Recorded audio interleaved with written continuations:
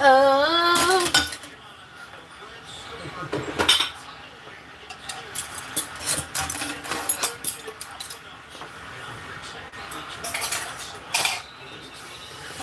Oh my gracious alive.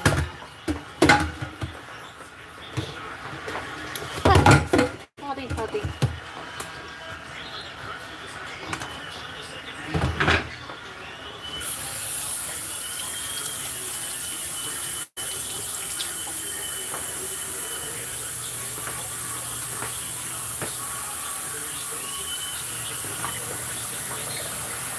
No, just have this rack, okay.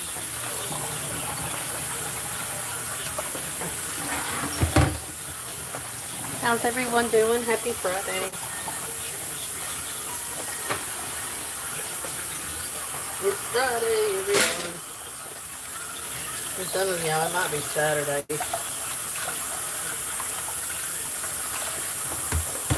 How's everyone doing this evening?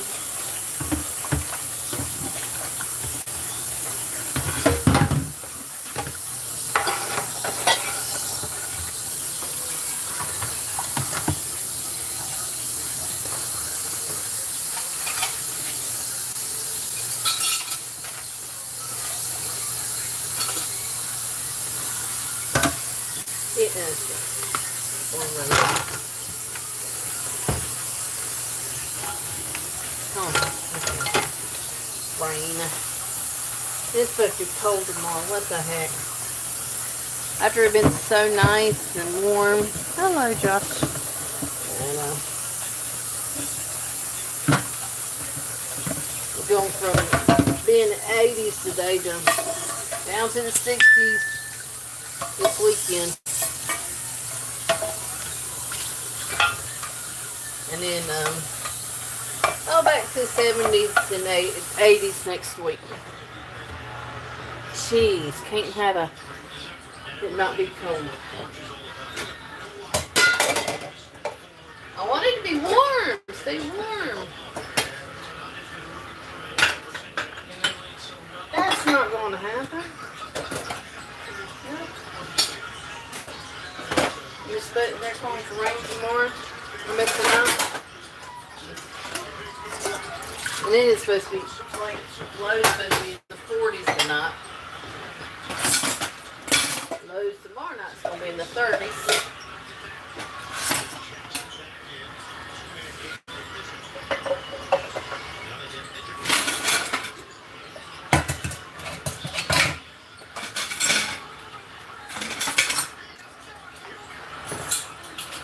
Louis watching basketball. She has to take us, they're really sticking with the 53 to 44. Wow. He's watching the Duke and St. John's. Oh, what?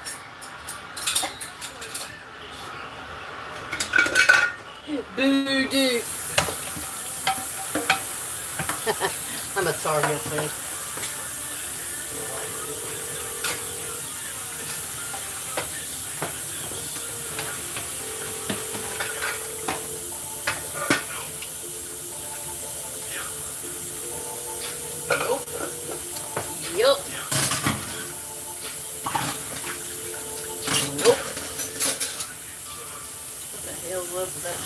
Nope. Yep. Nope.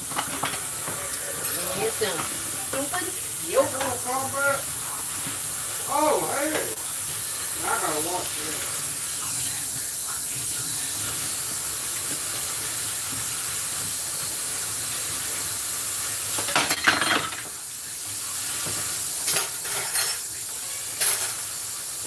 Do what, bud? What'd you say? No.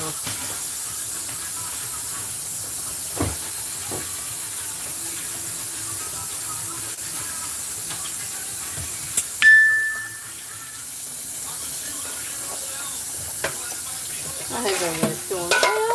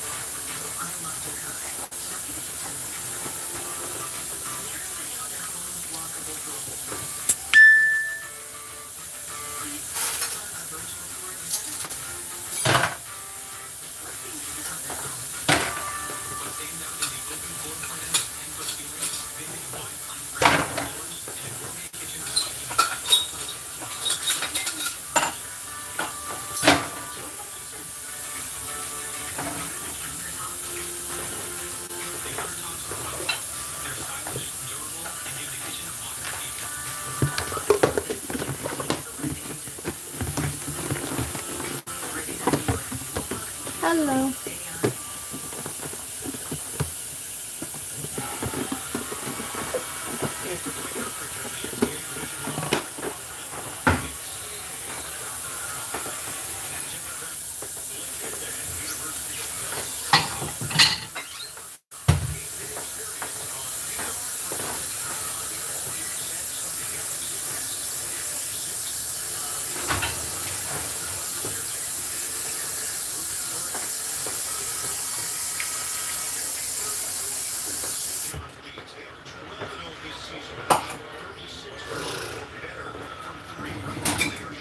How's everybody's evening?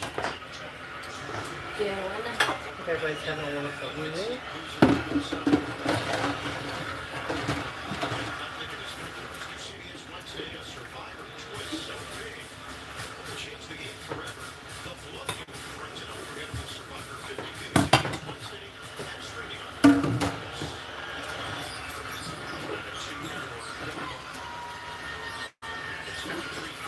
Friday. Anybody got plans for this weekend? Anybody got plans? What's everybody's plans for this weekend?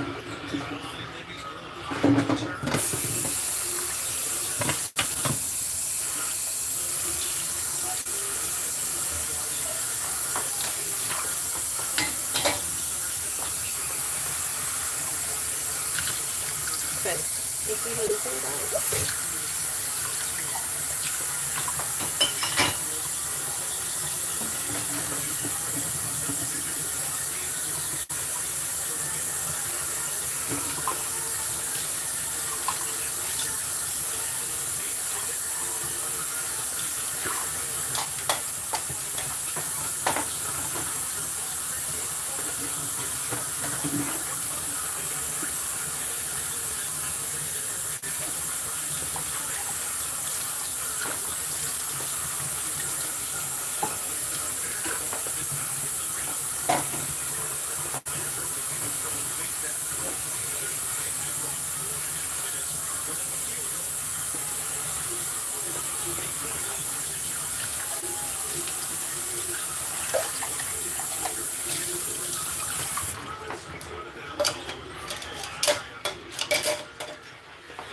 Oh my goodness.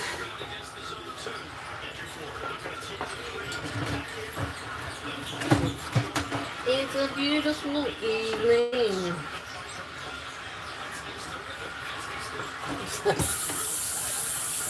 It's a beautiful evening. Hey, Gabriel.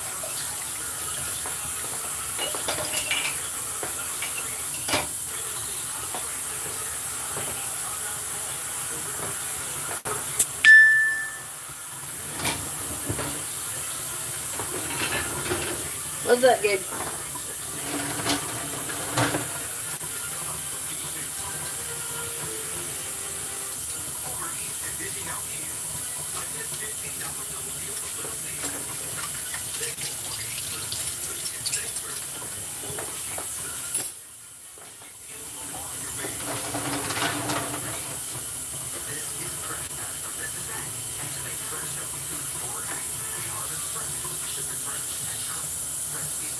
Okay, hang it.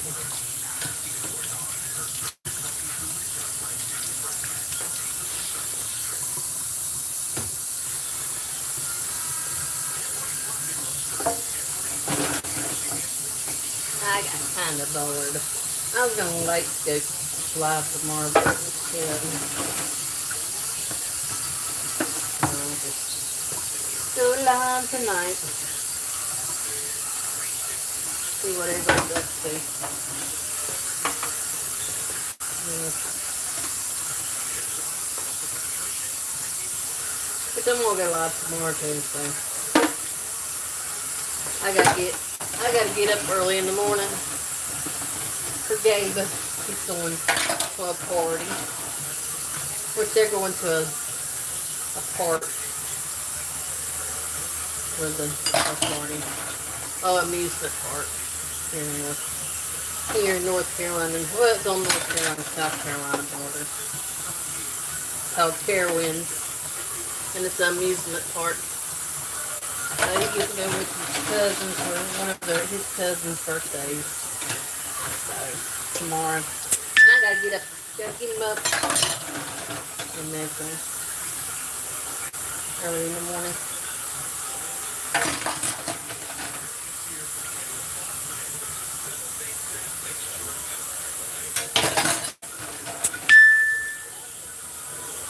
Gabe, you gotta get ready for bed if you're still in here at 9 o'clock. Because if you want to get it, if you want to go to Carowinds, you better get to bed early.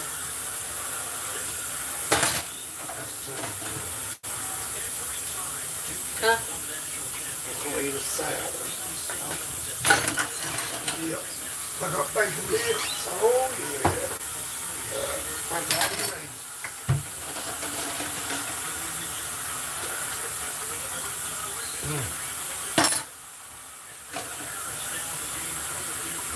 So, Gabe, you better need to get ready for bed if you're in my chat on screen. At 9 o'clock. Because he needs to get ready for bed because he's got to get up early. Huh? Was he in your life? Yeah, he said hi. You ever thought you being Oh, no. No. No? No. I gave. You know, if they just watch, you get a lot of watch hours in too while they watch you. They could just play in the background. That helps a lot out with them just sitting here watching you.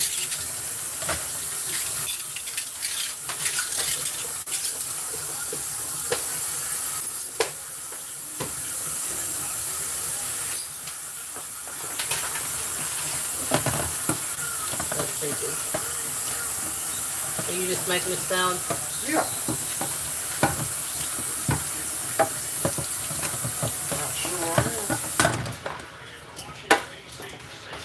Probably need to get what, 7:30?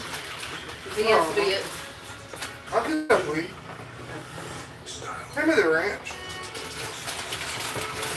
I don't know where the ranch is though.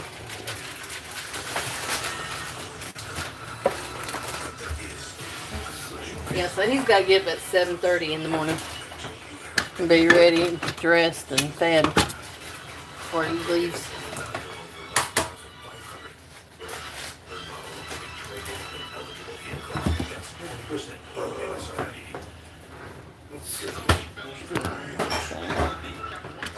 That's what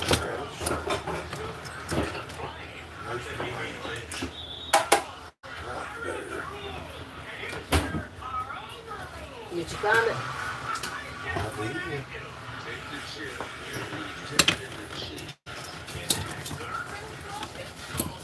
I wish I had a little egg. We got egg in there. Yeah, Oh, you got to boil them. Yeah. I was going to say, we got eggs in there.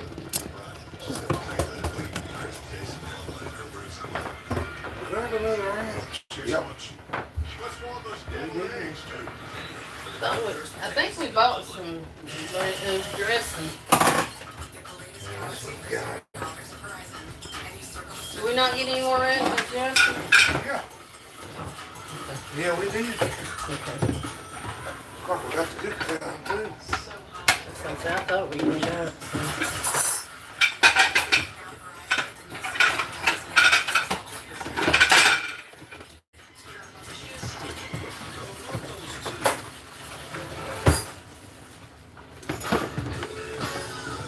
You can free ride.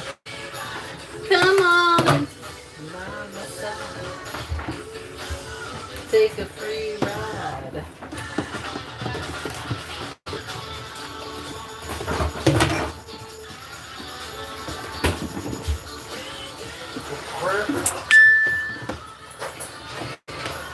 Do what, babe? Knuckle crackers. Yeah. We're good to go.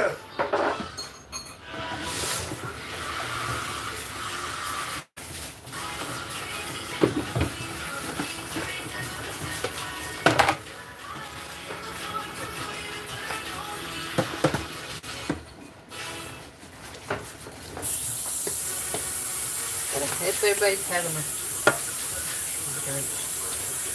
Free sweet one.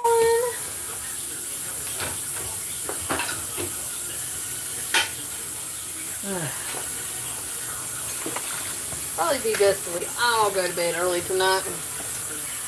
We got to be up early.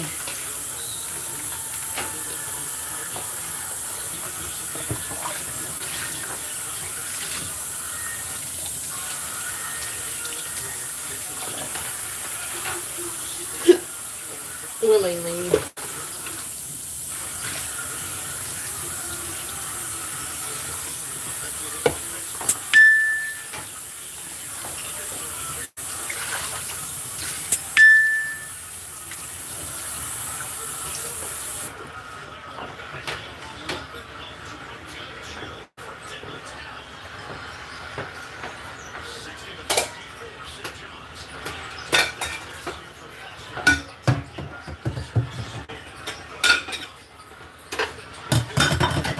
Ain't there a few games tonight?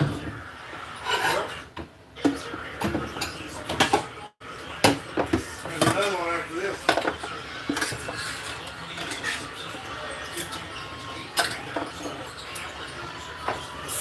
This time, you lose, you're out.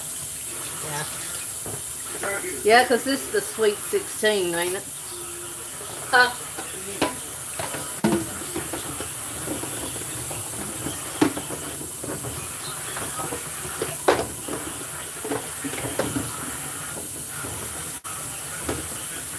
Well, my team's already out of it. Because Duke beat them. Hey, my team's already out. Duke beat them.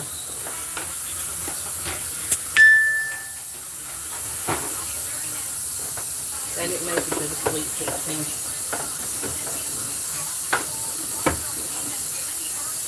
Neither did NC State. NC State didn't make it either. That's it now.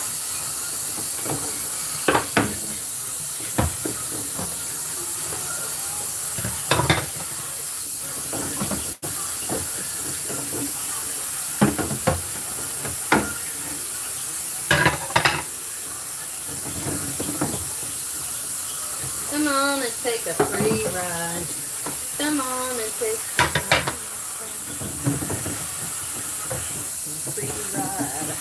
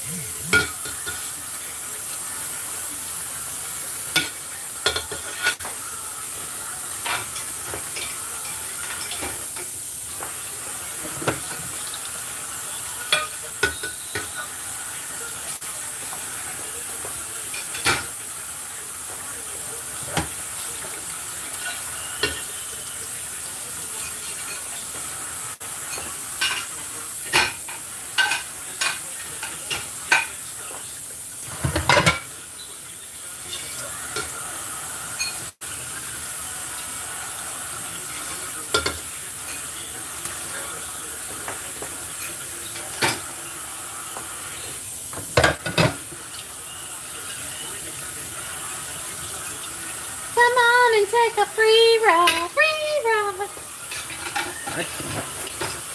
Take you by my side. Take a free ride. Okay. Now, oh, that thing's full. And now we're going to get the dishwasher going.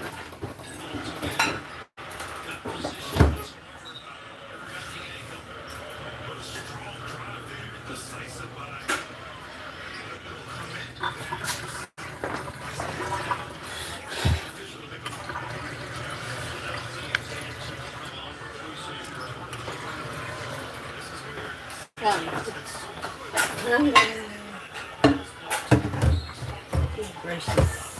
Wife. Come on and take a free ride.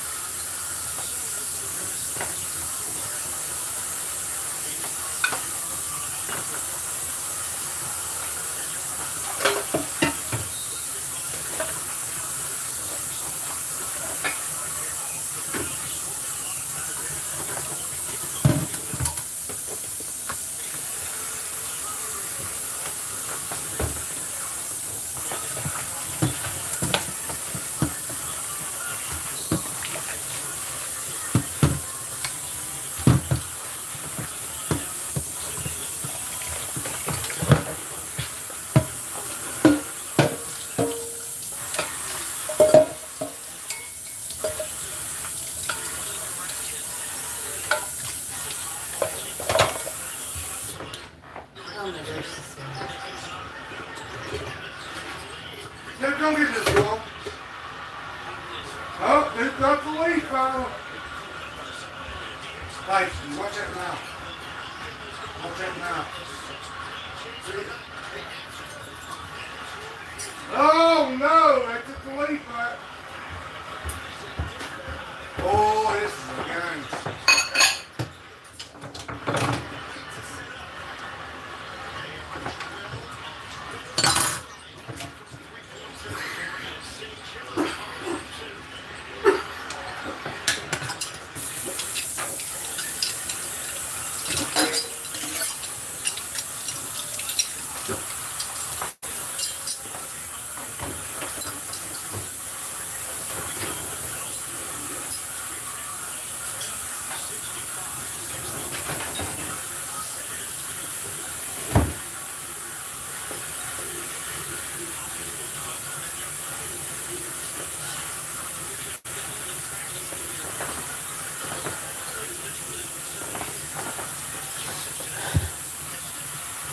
Hi, dude. Yell back.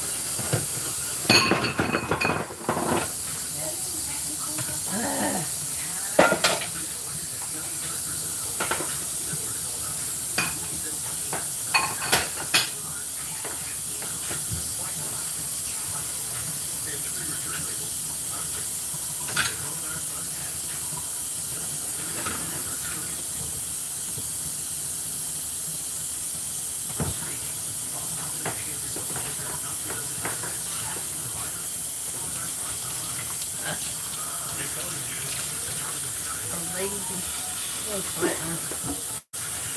I am sweating. It's one day one. 13 people. Stay close. There we go.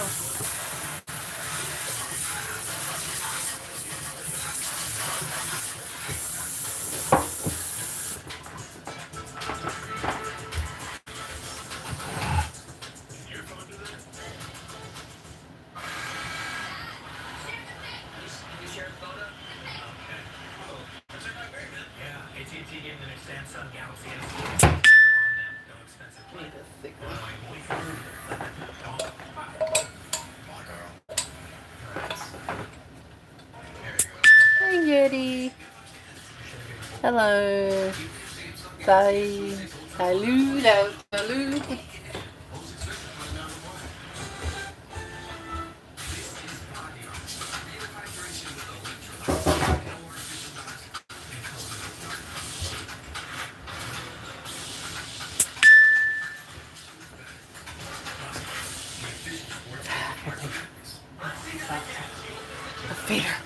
Feet are sweating.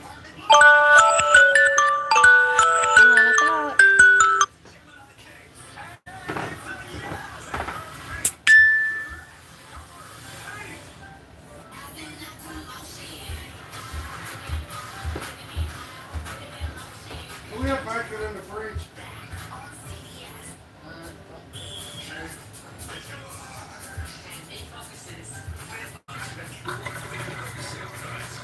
Wood last back there. I put sausage out too.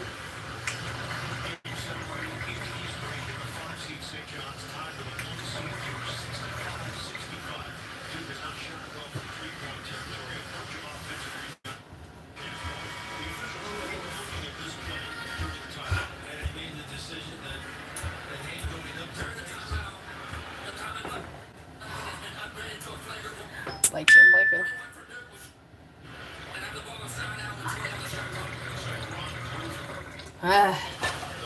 Nothing much, just getting these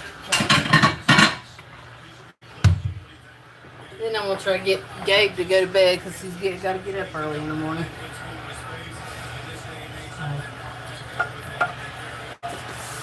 He's going to ride rides at an amusement park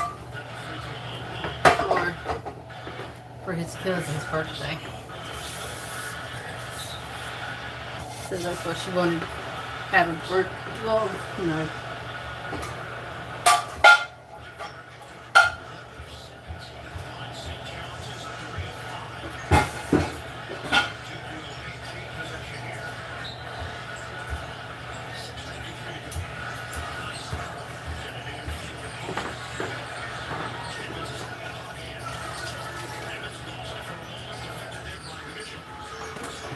Let me put some flavor in here.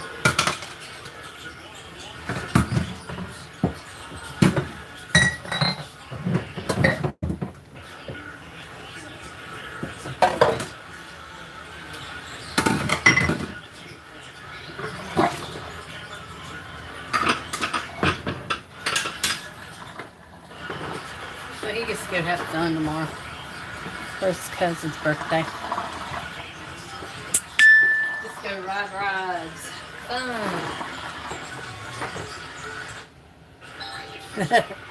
I know.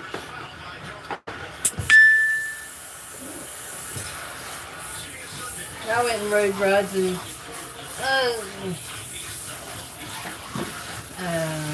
year before last, and I was like, dang, like you do. It was alright when I was a kid, but man, when you got older, riding rides is like, jeez, you forgot how rough the rides can be, and riding, amusement parks. Jeez.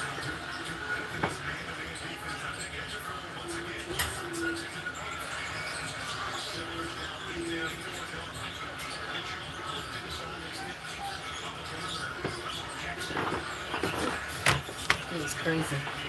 And then, oh my gosh, the parking's awful. It has, I mean, it's like $30 to park at the amusement park. I'm like, what the heck?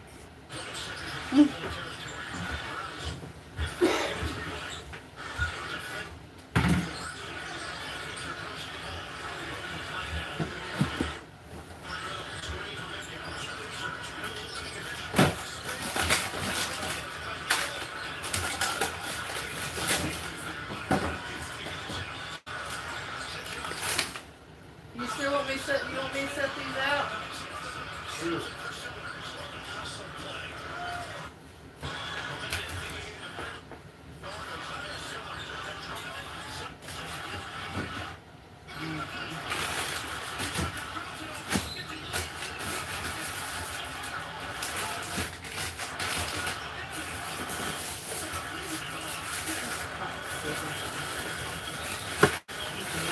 Blue and orange.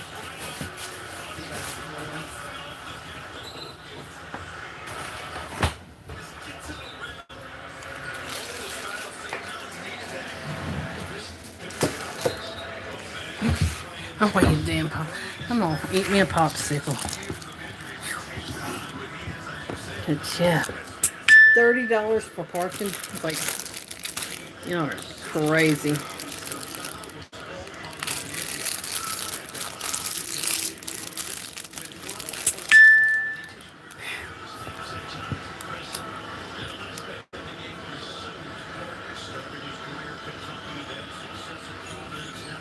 They got an amusement park here called Carowinds. And that's what it's an amusement park, and it's a water park too in the summertime.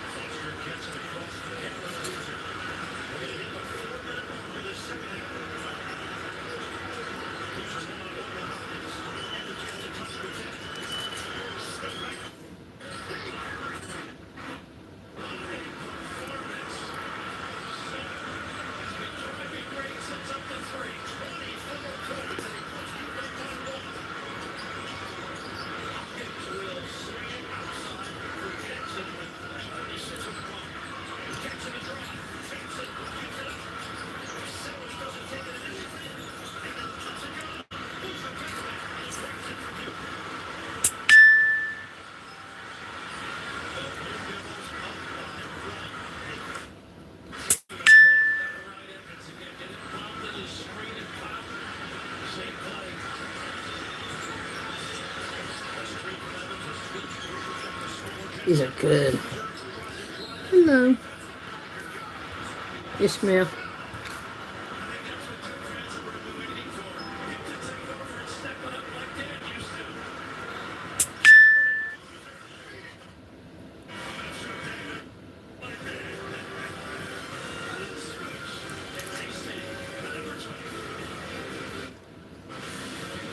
Trying to predict the future is a hazardous occupation. The only thing they can be sure of is that it will be absolutely fantastic.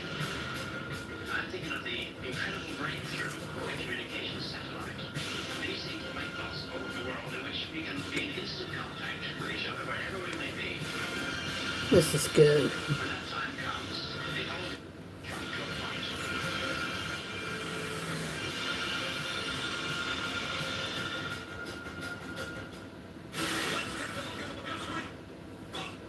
So she opens the Gemini app, snaps photos of the school newsletter and the kids' basketball schedule. That's a lot of info. She asks Gemini to list out the key dates and topics. Now she alters her calendar. The absolute moxie on her. Gemini adds the calendar and bam! It even added the top one. I'm wild about Taco Dip. Are there some places Taco Bell's crispy chicken nuggets haven't been? Sure. Crab sliders, no. The new crispy chicken crunchwrap slider. All white meat chicken nuggets rolled in weak and crispy. Inside the slider slice crunchwrap. And the dipping sauce, it's on for the ride. On the inside. Choose from creamy chipotle or jalapeno on the mustard. The new crispy chicken crunchwrap slider. A brand new classic. Only at Taco Bell. These are good. Popsicles.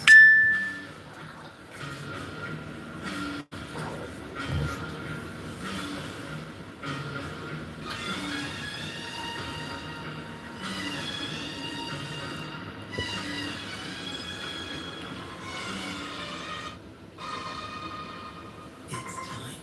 The Genesis signature event. Going on now. Get 1.99% APR for 60 months on the GB70 or GB80. Exclusively for local Genesis retailers. Nice. My guys did a savings goal at a higher APY from China. The only reason it matters, 81, 84, and 86. Back when the league was legit. Good choice.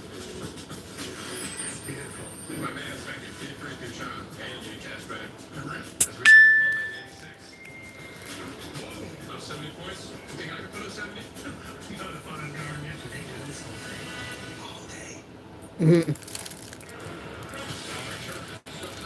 During last year's Sweet 16 title hosted NCAA tournament history, 8 of the last 9 defending champions failed to reach the Sweet 16 floor is out. And the first Sweet 16 since 1954 without Kansas, Kentucky, North Carolina, or UCLA. Right now, let's take a look at the Capital One rewarding performance. Guys, Rick Pitino told Tracy, "Off the divine intervention in that first half." And right there, Gray on cue. Mitchell knocking down threes as a team. Kept them in the game. Reuben Gray getting hot from downtown. He really has had 8 minutes lately. Dylan Darling is back in play with 4 fouls. Wizard is down 6 of 6 in the line. He's got 20 points. As we send it over to Tracy. Eyeing the heart and soul of this St. John's team, moving at the floor during that timeout. First team, he said, leave it all out on the floor. No mistakes, give it everything you got.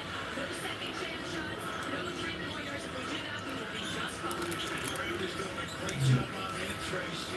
Center. Semifinals to the ball. With Foster, and now they will bring another against it. The defense off the pressure. So, Earlier, Gemini. oh my goodness.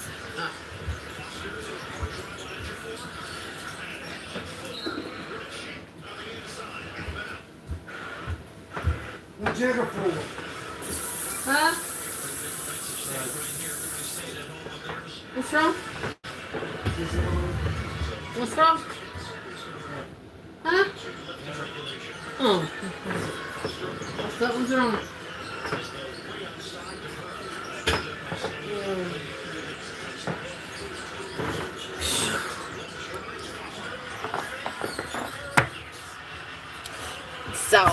Let's see. I'm gonna wash out this one first. This is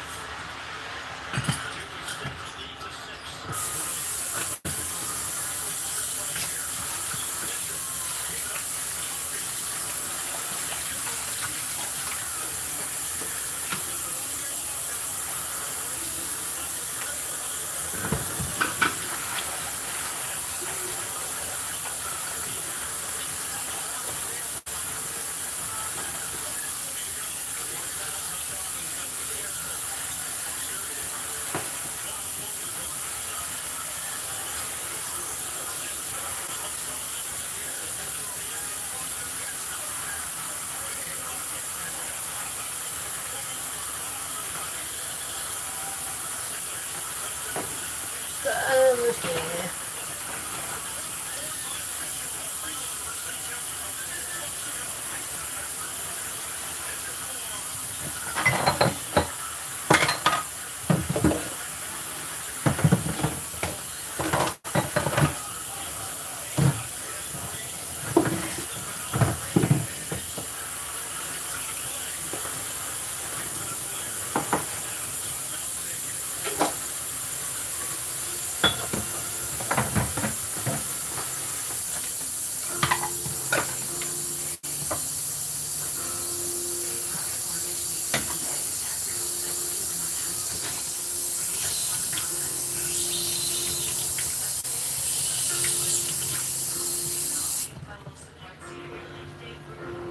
Like welcoming home the ones who brought you home in the first place.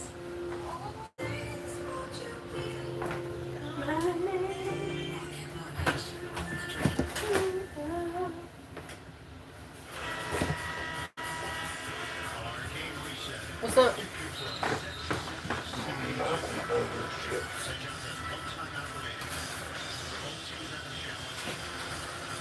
Just looking. Oh. Yeah. Hello.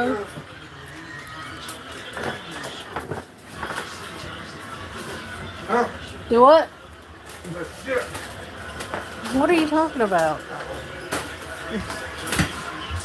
To be my neighbor. Could you be my? Won't you be mine? Could you be my neighbor? I'll be right back, y'all.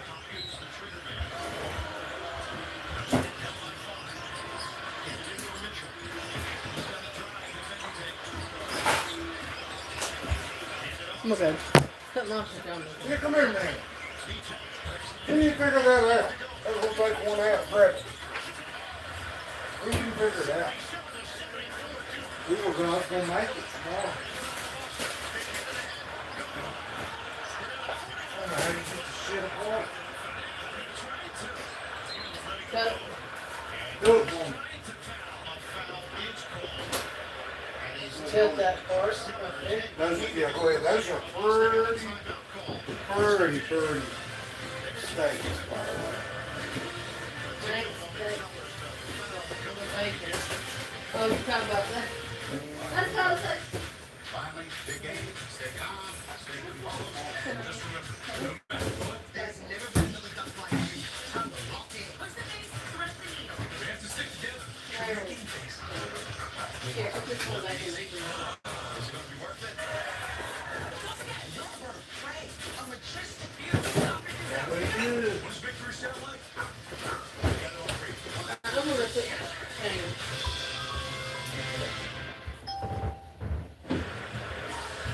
A mistake from St. John's. They had a chance to foul.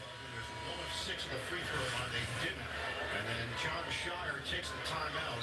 See, I think they were fouling the with the hands on, and they don't call it. And then John calls the timeout. I mean, you got to pull that whistle. With 40.7 to go, Duke has possession, leading by 3. In a game that has exceeded expectations. Here it is, Week 16. Whoa. That's a performance by Duke, switching the defenses. And now for Duke, gotta be strong with the ball, expect to get fouled here, and lead every pass. Got to go through records, too, I think. That's on both. They left it to Foster. Without a 35-second flat. Mitchell down defensively, switch with Hopkins. Hopkins is down to 9, and there is a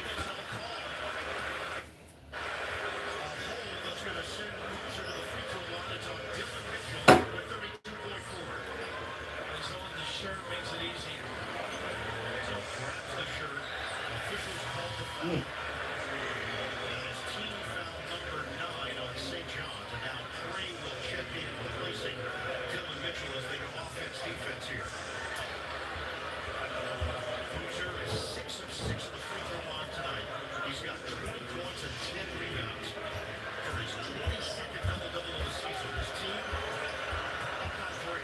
Looks like they're doing a good job defensively. Would you be mine? Could you be mine? Won't you be my baby? Well, hey, Strawberry. Hey, handsome. I don't know. I'm pronouncing your name wrong. I'm wrong. I'm sorry. Hello. A long time no see, Strawberry. Oh, it won't be long before you be going somewhere. Are you excited? I'll be right back. I gotta be right back. 72% on the season. He got 16 points, 8 rebounds. The shot clock is down to 2 to go. I'm gonna go see if James Here's the game. on the bed. Gabriel. This is Steve. And the initial denial. Cancel it, then give it. It's onside. Gabe. Mitchell's the guy that got that offensive rebound. Put him back in. He circled that one high the last time. Thing.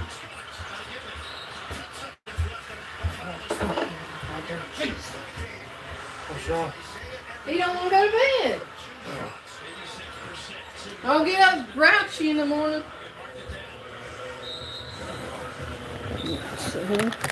Alright. I'm gonna turn my camera off. Hot Duke might pull this one off. Washington, D.C. is where they're playing. I don't.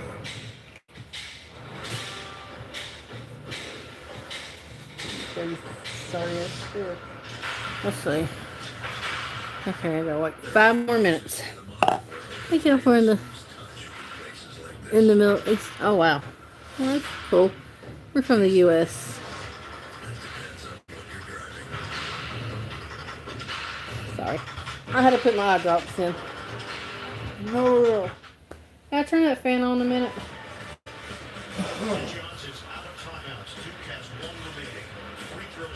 I had eye surgery done like a month ago, and I gotta make sure I put my eye drops in. 4 times a day. Drop was 78. It's dropping. And it's going to be cold in the morning. Yeah. I'm not going to run the air. I was asking if I could turn the fan on. I don't care. I'm not turning the air on. I'm just gonna turn the fan on.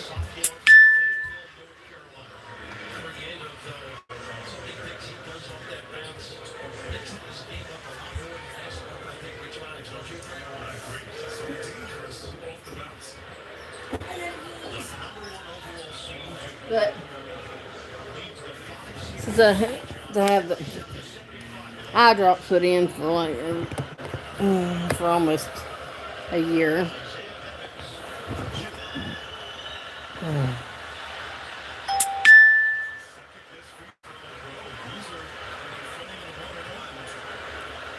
Here it is, Bill. St. John's either going to have a chance to win or tie, depending on if he misses. They have to hit a three-pointer to tie. 11 seconds. Can they do it? Hold them off, dude. He hit it. Game over. That boy shot an air ball. Ding dong. Oh, man. That part is he won the game the other day with the layup. He only had 2 points. I can't believe he shot that. Oh, my God. He lost it for his team.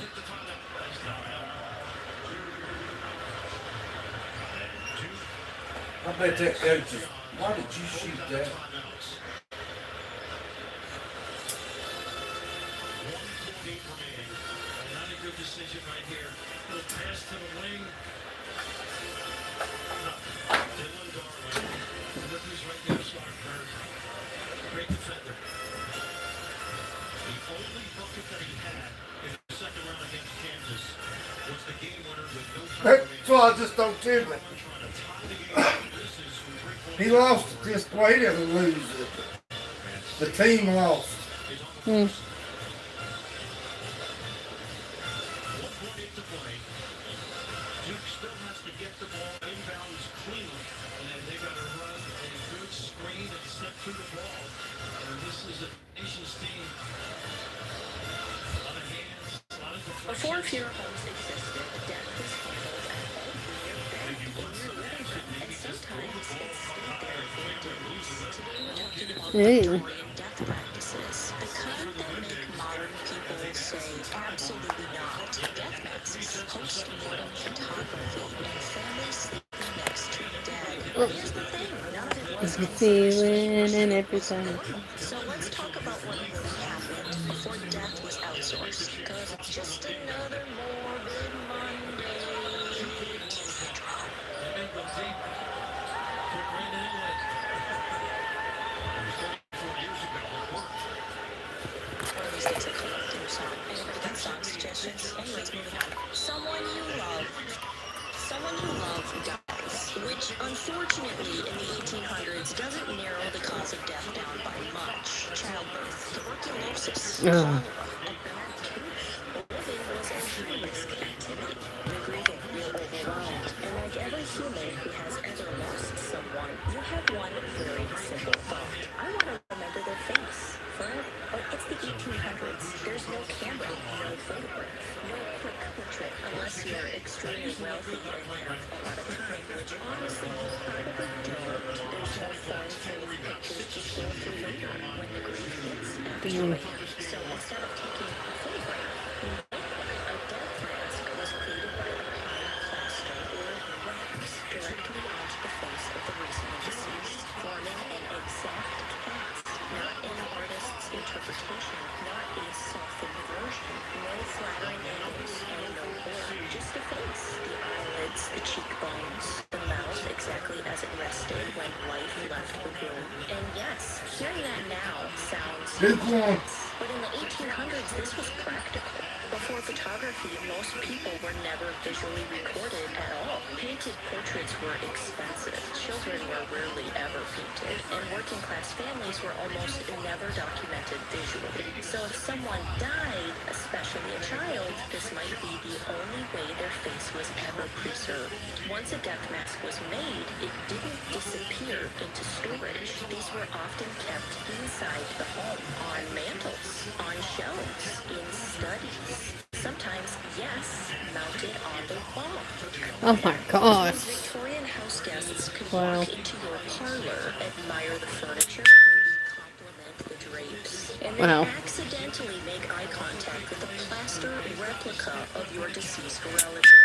No explanation, no warning, just, oh, yeah, that's my Uncle Henry over there. And I say this lovingly, but imagine explaining that to modern house guests. Please don't touch it, that's Nana. But here's the important part. This wasn't considered creepy. Death wasn't hidden yet. It wasn't rushed out of the house. It wasn't treated like something to be sanitized or removed immediately. It stayed where life happened. We like to pretend Victorians were uniquely strange, but we still do versions of this. We display urns. We hang memorial portraits. We keep fingerprints in jewelry. We place loved ones on shelves, just with nicer packaging and better lighting. Victorians just skipped the subtlety. And from a mortician's perspective, that makes complete sense. People weren't afraid of death. They were afraid of forgetting them. My heart. But This level of intimacy didn't last forever, because once a new technology appeared, one that could preserve a face without touching the body, death masks quietly stepped aside, and that technology was the camera. Enter post-mortem photography. And yes, they were posing the bodies, but let's pause here, because this is where the internet either completely panics or swings so hard in the other direction that it's also wrong. Yes, they were posing the body. I see you. There's no reason Hey, to Mr. Simba. Hey, Miss. Hey, Simba. Hey, Eric. Hey, Sunflower. posing bodies to trick people into What is thinking. it about them when they are down? At halftime, you said we're Sorry. second. I was listening The resiliency of this team. to somebody called Lauren the Mortician. And I'm going to find out a lot of things about morgues and deaths and stuff. That's something you need to watch. It's gotta. What's happening? Just sitting here. Louie's watching basketball. And I'm just rolling through YouTube. She's bored. So that's what's going on. And then, oh my goodness. Never guess where we're going. The cat. What are we gonna do? Cat. The cat cafe. What are we gonna do with the cat cafe? Look, good cat. So what's everybody up to? I said hi, Mr. Simba. I said hi to her before I even said hey to you, Simba. I said, hey, Mr. Simba. And then I said, hey, Simba. I did say hey. Let's go see if I can throw this. Come on.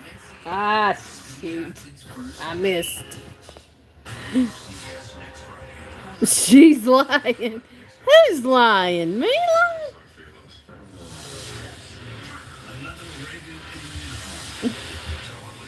You can rewind back and tell her I did say hey. I told her I said hey to her before I even said hey to you.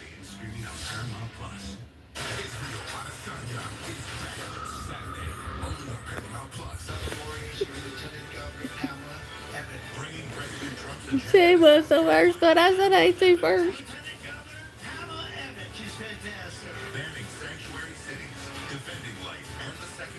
I'm famous.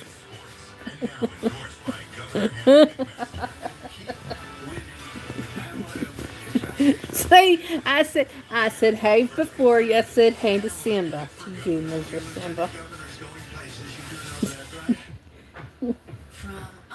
I had to wait.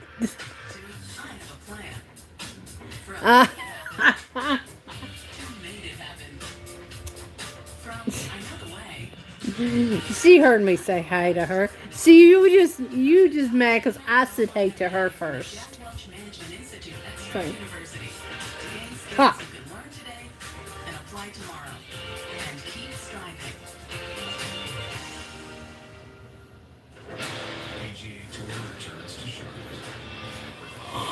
Yeah, Lou's watching basketball. Don't roast her. Tickets are on sale. Circle K's new free Inner Circle membership program makes filling up rewarding. Everyday fuel discounts every fill up. Make life a little easier. Start saving on fuel now. Download the Circle K app and join today for free. Every day. Caroline Health. Trust us to care like you do.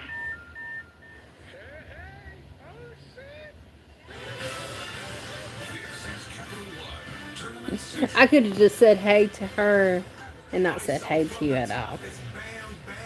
Ha ha.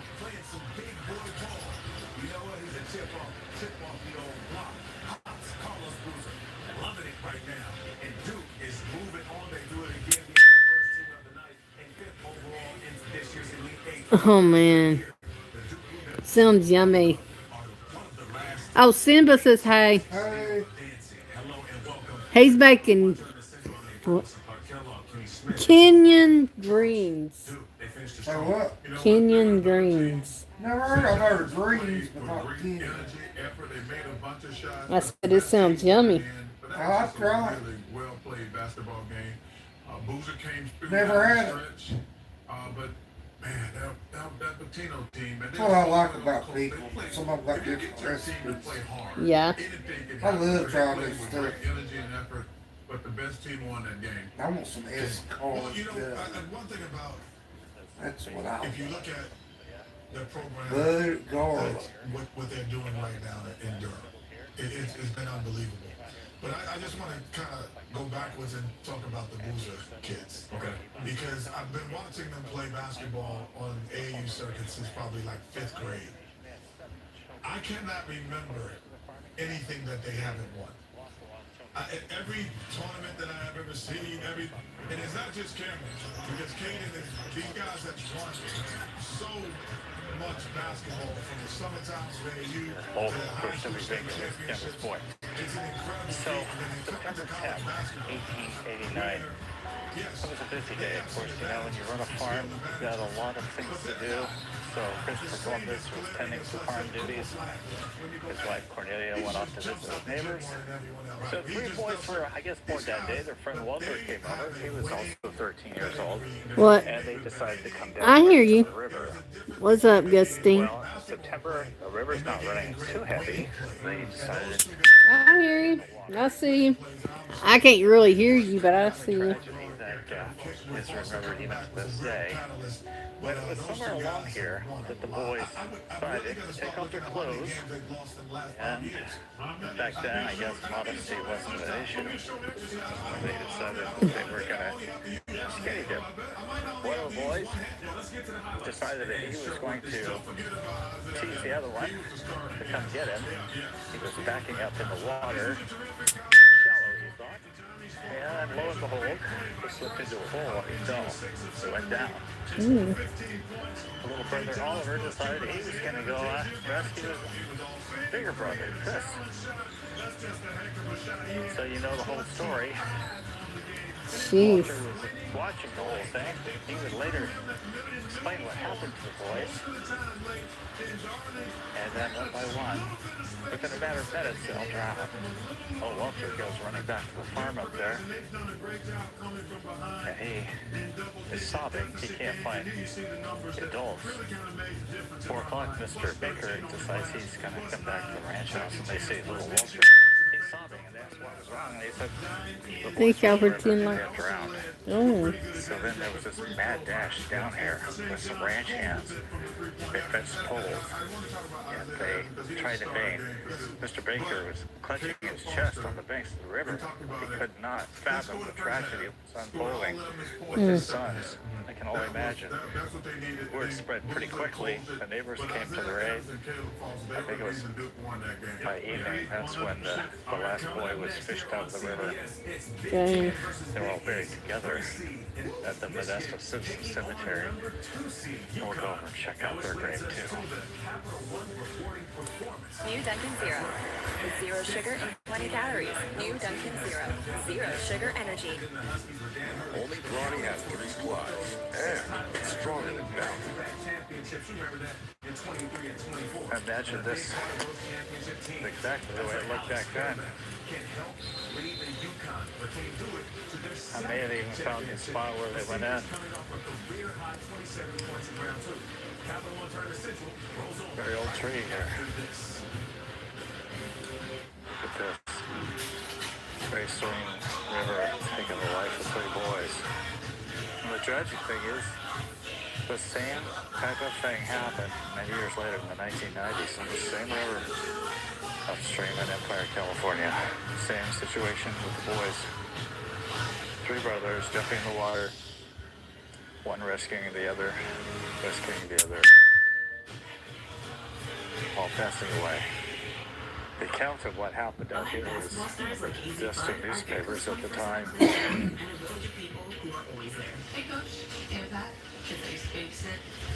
Hmm. 3 clouds in the sky, how symbolic. This is just incredible property. And Mr. Baker came out here. He probably thought he was in heaven. It feels good to have a team behind you. You know, back then, the big crop was wheat. A very fantastic area to grow wheat. Might be asking, how do they get their product to market? Well, of course, there were no highways back then, so they used the river. They had steam barges that would come up the river because the rivers were flowing much greater. There were no dams at the time, so they were flowing pretty good. You make it all the way up to Empire City, which is in the Modesto area. And they would flow downstream and take their wheat to Stockton and to all ports beyond that. But Thank this you sort for of loving place, there's the coastal range over there. In 1890, the Modesto Evening News reported that Mr. Baker commissioned an Oakland art studio to paint a portrait of his 3 departed sons. The result, the paper reported, was that the likeness was as natural as life. I surmise that the painting must have been passed down to family members, and somebody must still have it. I tracked down my sources, and a descendant generously shared it with me and my viewers. This is the painting said to have captured an accurate likeness of the 3 brothers who died nearly 137 years ago. Acting on a tip from the landowner, I headed over to nearby Young Road, where I was told the brick 2-story home of the Bakers is still standing. It's odd, but the Baker house is on Young Road, not on Baker Road. Toss the cheese on the sandwich, the donut hole into the coffee, and then the ice cream into the bowl. All right, you only get 1 attempt at each, though. All right, we got to go, Kenny. You go first now. Next, we're off to the Modesto Cemetery to pay our respects at the graves of the 3 Baker boys.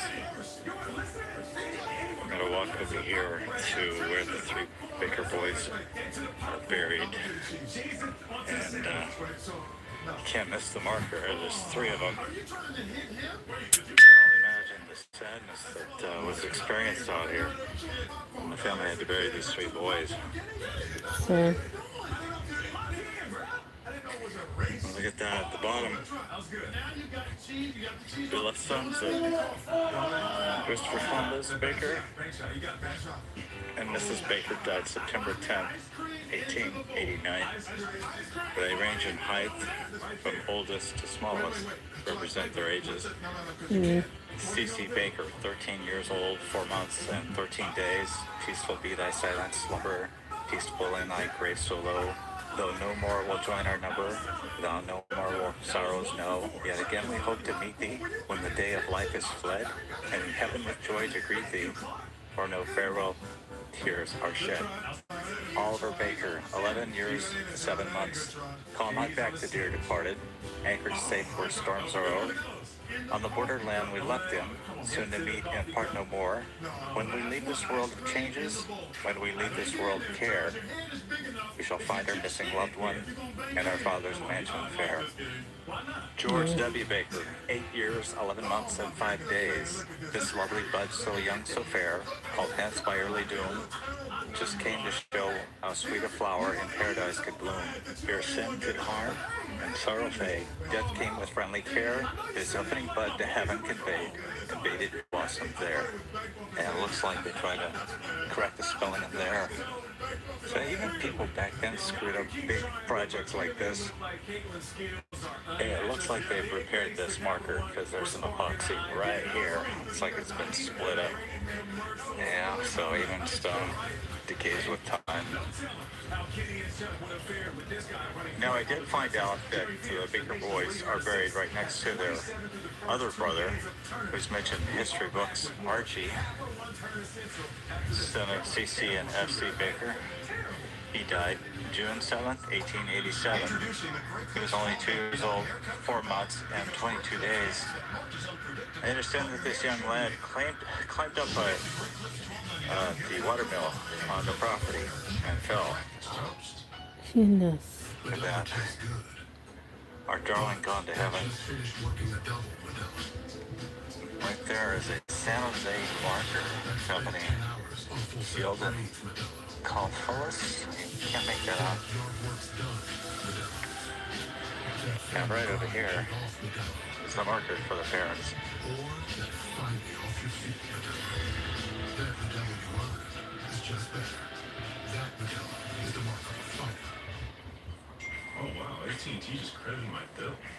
services out and I didn't even notice. Jeez. It really is America's best guarantee, huh? Turns out doing the right thing without someone having to ask is always appreciated. Remember when I told you, Blake, you are enough? And you said, thanks, Dad. You have that amazing handshake.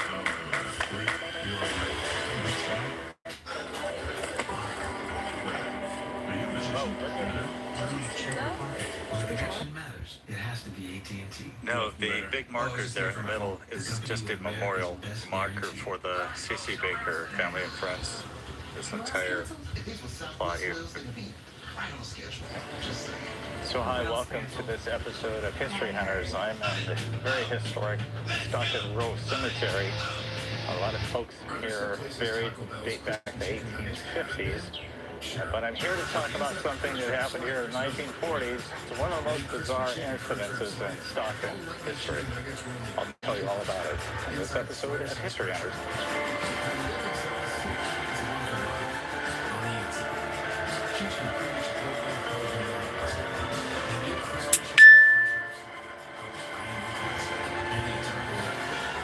So the figure of the lady atop that grave there, the grave of Rufus Lane, who died in 1907, and his wife Jane, who died in 1884.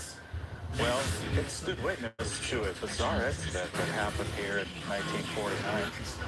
So right over there, a distraught gentleman crashed a small plane right into that area where his young bride was buried not long after she died in childbirth. So the plane crash happened here on July 25th, 1949, and hit in this area at or near the grave of Russell Higby's wife, Beverly Higby. Beverly Higby had died in childbirth 4 months prior, and Russell, her husband, was completely distraught and decided to commit suicide by crashing his dad's plane right here in her grave. Russell Higby Jr., also known as Bud, was born on May 26, 1925 in San Joaquin County. He grew up in Stockton and went to school with a young girl named Beverly Janet Hodgins. She was born October 7, 1926, also in San Joaquin County. While in high school, there began an attraction between Russell and Beverly, and on June 10, 1945, the couple was married at St. John's Episcopal Church on El Dorado Street in Stockton. During World War II, Russell worked as an ambulance driver, and when he got home, he went to work for his family's produce company, which kept him traveling between Stockton and Bakersfield. The marriage produced a daughter, and in 1949, another baby was on the way.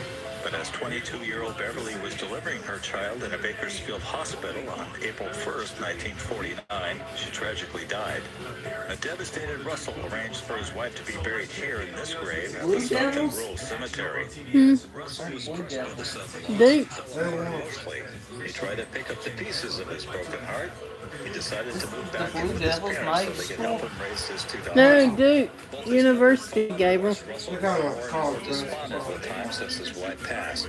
Just shy of 4 months after the death of his beloved wife, Russell did the unthinkable. He went up to the North Stockton airfield and took off in his father's Cessna airplane. He had routinely been flying his father's plane before, but that day was different. Russell Higby was distraught, and it was a one-way flight with no plan on returning. He used the plane to act out his grief, carelessly flying too close to buildings in Stockton, buzzing right above the tree line, flying under the telephone wires, frightening hundreds who phoned into the authorities to report the low-flying aircraft. Russell's youngest daughter told the Stockton Record newspaper in 2010 that her father took a berserk power dive at their Orange Street home, with him so low to the house that Russell's mother could see, quote, the beautiful blue of his eyes as he flew by. Russell's father tried to chase after his son in his Packard, racing up to the airstrip, trying to flag him down with his arms to tell him to go back to the strip and land. Even Sheriff Carlos Souza had deputies at the airstrip waiting to arrest him.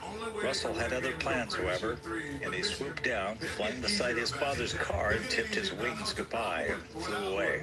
It is said that Higby made 2 power dives while flying over the cemetery. On the second dive, witnesses estimated that he began his 2,000-foot descent straight down as he aimed the airplane into the spot where his wife was buried inside the grounds of the Stockton Rural Cemetery, sealing his fate to be eternally reunited with his bride.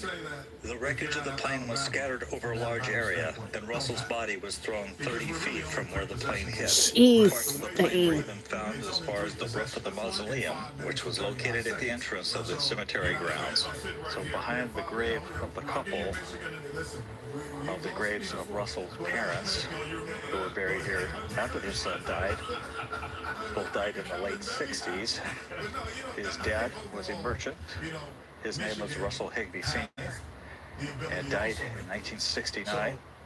His mother, Persis Miller Higby, died in 1967.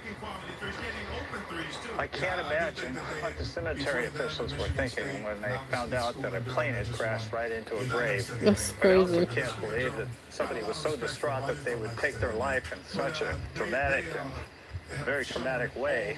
You know, I'll be the first one to admit that this was a very tragic and sad incident in Stockton history, but this is what we discuss, history hunters. Sometimes history is not pleasant, but we would love to have you as a subscriber to History Hunters. We'd also ask that you give us a thumbs up and a comment. It helps to promote our channel. We thank you so much for being interested in history. I cannot believe it's been 7 years. We're going on our 7th year of being on History Hunters, and you might be asking yourself, why am I out here in the middle of a vineyard off to the side of the road in French Camp? French Camp Road is where I'm at, outside of Manteca, California. Well, it's because this is where Castle Elementary School was located back in the 1920s and 1930s. And there's quite a story. I didn't know that I was going to be doing this story, but I found out this week what happened here at this school in 1932. There was a school teacher here that had, let's say, administered a little corporal punishment to one of her unruly students, whacked him in the hand, and the father came back later and shot to death the teacher. I'm going to tell you the story. It's a crazy one. And we're going to visit the grave of that teacher on this episode of History Hunters, so join us.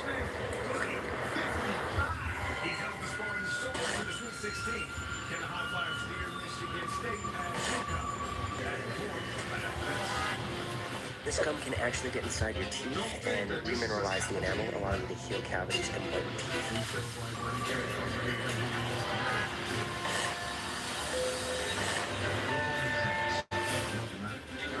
This is a very busy road, and hopefully the traffic will not drown me out, but I did some research, found out this is the area where the school is located. It was removed sometime in the 1960s, I believe, so it's been quite a while, at least 60 years. And not a lot of people remember the school, but it was a brick school built in the 20s. It's very difficult to even locate exactly where it is, but I've been told it's right in this area. In fact, there's a map online that shows the defunct school that was in this area. Newspaper articles were stating that Mrs. Taylor was having to deal with the troublesome kids of Tom Kumas, a 39-year-old Greek immigrant and ranch hand who lived on nearby Austin Road. At 4:15 p.m. on April 20th, 1932, Taylor was at the chalkboard explaining math problems to some of her students.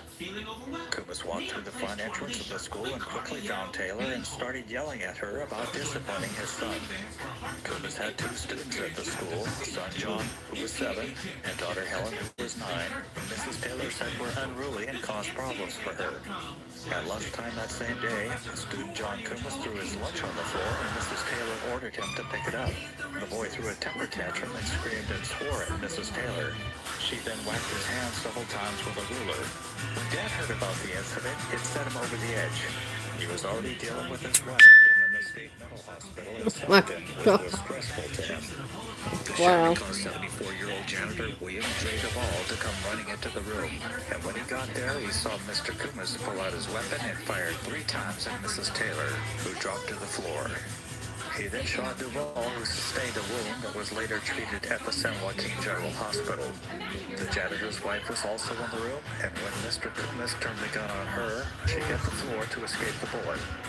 It was also reported that Kumas also shot at a student named Frances Fisher, but he missed her. Kumas immediately gathered up his children and fled in his sedan. He then dropped them off at the home of a friend before driving to a rural ranch in Salida, where he left his car and burned his sweater and trousers. He obtained new clothes from the man and forced him to drive to Manteca before he disappeared. California Governor James Rolfe offered a $500 reward for the arrest and conviction of Kumas. In July 1934, a New Jersey detective tracked Kumis down to his native Greece. He had escaped through Mexico by car to South America and made his way to Spain and then Greece. U.S. officials wanted to extradite him to stand trial in San Joaquin County, but Greece officials would not allow it. Instead, he faced trial in Greece and was convicted of murder in his native country and served 4.5 years for the murder. Fast forward to 1947, Kumis returned to San Joaquin County, presumably to see his children, and was arrested for murder. San Joaquin County wanted to prosecute Kumis, but in 1948, the California State Supreme Court ruled that he could not be tried because of the double jeopardy clause of the Fifth Amendment that states that a person cannot be convicted twice for the same crime. Now I'm going to take you up the road here, up French Camp Road, show you the cemetery. It's Parkview Cemetery in Manteca, and we'll try to find the grave of the teacher who was shot here.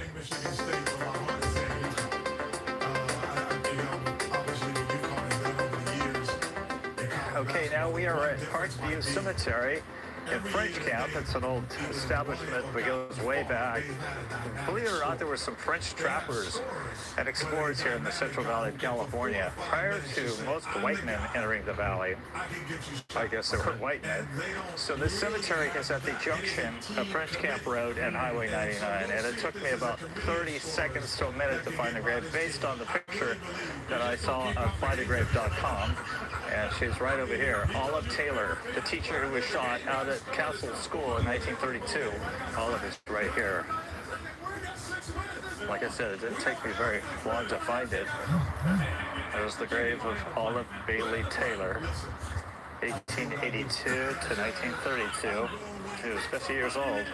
She was married. Very tragic that some deranged parent had to take her life.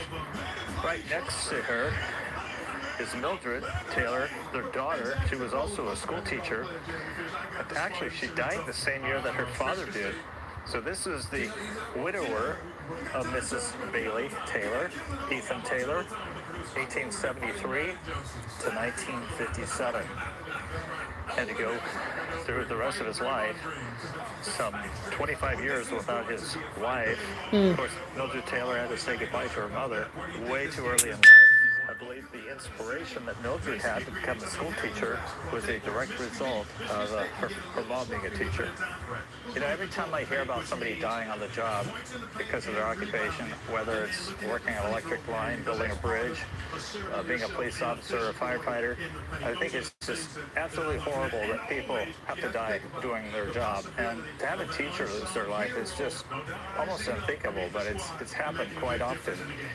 And it's happened in school shootings lately. Now, back in 1932, school shootings were very rare. I just think it's sad. This woman did not get to go home to her husband that night because of what some deranged father did as a result of his kids being probably appropriately disciplined for acting out of line. I've always No, I'm gonna quit. Hey. Appropriate. Okay, give me a kiss. Try to keep kids in line and let them know cross the line, there are consequences for it. We'd like to find the grave of Francis Fisher, who was the student that Mr. Kumis shot at, and Mr. Duvall, the janitor that was shot. They are all buried in this cemetery. Looks like this poor marker got hit quite bad. Marjorie Hill. Sorry about that, Marjorie. I've been out here quite a while looking for Mr. Duvall's grave. This is the problem that we have. New Dunkin' Zero, with 0 sugar and 20 calories. New Dunkin' Zero, 0 sugar energy. We knew our last Verbo was going to be incredible. We didn't know the hot tub was broken. But thanks to Verbo Care and 24/7. This is the problem that we have. I mean, you can't even find anything here. Shoot. Since I was having trouble finding graves, I headed off to the cemetery office for locations. Maybe it's because I'm a guy, but I hate asking for directions. While awaiting a staff member to dig into the records, I noticed cemetery incorporation papers framed on the wall detailing how the burial grounds were approved in 1918. A plaque outside on the ground detailed the veterans section was dedicated in 1917, complete with an era cannon. I was then drawn on to some of the graves of servicemen who died very young. World War I losses included Captain Herbert Boyer of the 1st Division of the Allied Expeditionary Force. Percy Fisher of the Field Signal Battalion was killed on July 18, 1918. Lester Wieland was killed at the age of 21 on September 29, 1918 in France. Cecil Thompson was also killed in France in 1918. Corporal John Young died of a tumor at Camp Wadsworth in South Carolina. Other markers recall long obsolete units like the headstone of Private First Class Carl Southwick, who served in the 4th Balloon Squadron. World War II losses included Sergeant Theodore Swedge, who was killed during a June 6, 1943 cleanup operation on a 2. I came across the grave of 19-year-old Donald Rieger, who was a tail gunner on a Florence fortress for the 8th Army Air Force, shot down over France on August 8, 1944. There was the grave of Joseph Pfister of the 451st Army Air Force Bomb Squadron, who died December 11, 1944. And there was Louis Guy Greenwood, who died 1941. And Francis Jackson Jr., who died January 10, 1945. All right, now that I'm armed with my instructions, I will show you where Mr. Duvall, William Duvall, the 74-year-old janitor who was shot that day, is buried right here, section C3, by this tree. And there's the grave of William J. Duvall, 1858 to 1943. Mr. Duvall heard the commotion when Mr. Kumas went into the classroom and started yelling at the teacher, and so he ran in there to find out what was going on. After Mr. Kumas shot Mrs. Taylor, he took a shot at Mr. Duvall. He sustained his wound, but he managed very well. He was taken to San Joaquin General Hospital where he was treated for his wounds. I thought it said 1884, but it's actually 1864, so this has to be his wife. But she was also in the classroom, and she was shot at, but she ducked, and she missed the bullet, and Mr. Kumas ran out. He was done shooting. It looks like Doris here was the daughter. She was born in 1890. She died in 1957. So how much you want to bet Mr. Duvall in front? Some parents say, I read yelling at the teacher, nothing's going to happen. What? Let's see if you can get his clothes, bud. Okay. I often wondered what people... Don't get shit here. Plays fearless, top hard nose gets in the lane, shooting the ball better from 3, just a great distributor. Key in this game. And Mr. Marsh, Tom Izzo, 8 Final Fours, 17 Sweet 16. Done again with this iteration of the Spartans. And a really good blend of experience and youth. Fears, of course, at the engine with Carr, Scott the freshman, Kohler, Cooper, upperclassmen. UConn, Denver Reed getting healthier. Mullins, the freshman, Caravan, the super senior, and Reed, the transfer from Michigan. Dan Hurley's going to guide this team to its 3rd championship in the last 4 years. Hurley is 17-5 as a head coach in the NCAA tournament. Our officiating crew tonight, James Breeding, Keith Kimball, and A.J. Desai. UConn got the win over UCLA in the second round, 73-57. Michigan State, the victory over Louisville, 77-69 in Buffalo to advance. It'll be Cooper and Reed to jump it up. And a spot in the Elite Eight at stake. Who's moving on? We'll find out. Michigan State controls the tip. I think Van Hill. UConn goes under the inside a game, great is done, as well as made by Tom. They're going to use the proper game early. And Kohler gets into the scoring column right out of the game. He's looking to the floor, look for some doubles on occasion. You have to be disciplined defensively, Michigan State. Against all the action of the Huskies. UConn has won 16 games in a row in the Sweet 16 or later. That is incredible. Tees it up with a straightaway tray. Part of the problem, too. One of the big testing, Chase Caravan, who's magnificent. Creating things for others. We've got to tag him on that deep one.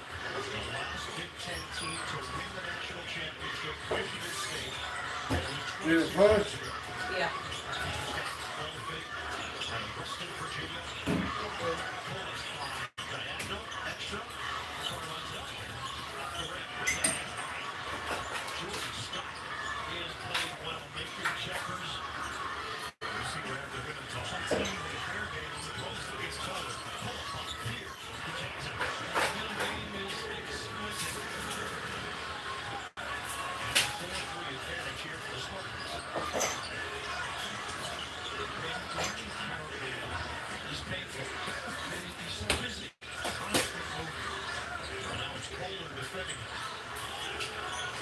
Demery on the bounce. Reed has owned the paint. And it's denied by Cooper.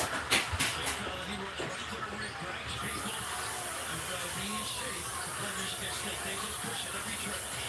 Harris keeps it on the perimeter from far. There's about 2 minutes gone by here in the first half. Here's Shepherd. Off the front of the rim. And it's rebounded by Parks. The offensive board gives Michigan State an extended possession. Fears using the corner screen.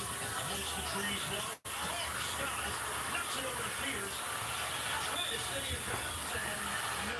Definitely stepped out along the sideline. And as you see right away, Michigan State on the offensive glass. Dan Hurley not happy. 3-4 guys going in there.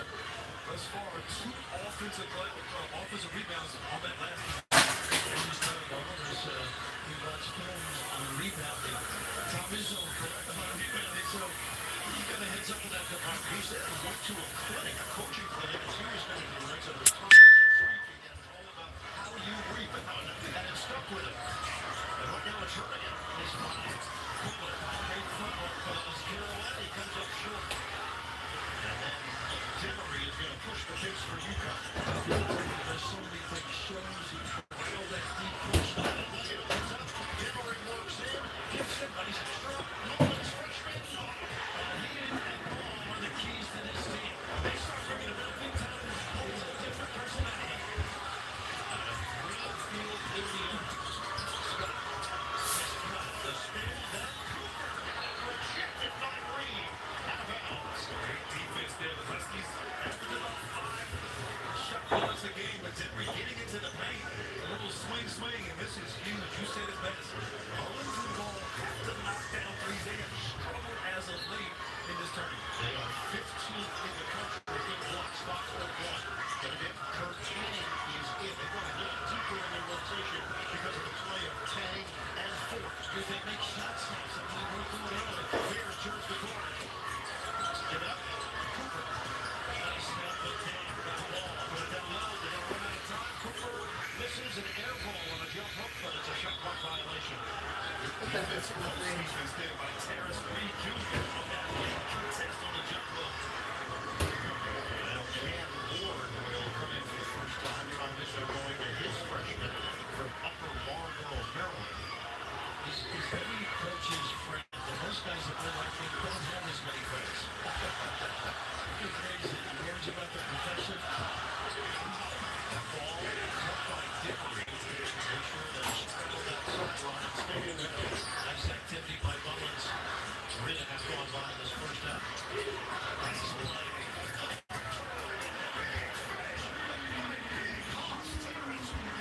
Taking it from the hole.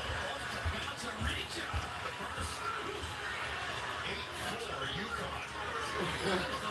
Gabe said, I'm going to stay up until y'all go to bed. Well, we're gonna be Tripped by Solo Ball. No, he's out. that Madison Brown. 65, but Reed has It's in there. He's already got his He might lights have up. felt worse than you think. That's what I said. I don't think he's a problem. He picks out a gun. I wonder what he thought. Yeah. Liquid gall's what they call blood infection. Well, it said it could make him drowsy. Yeah, he'll get better. 12-year-old student, female student, That stuff will work. Jumping off is good. I got a whole tube of it up first. Yeah. I saved it in case I need it. Well, the antibiotic she gave him, yeah. it's a high dosage.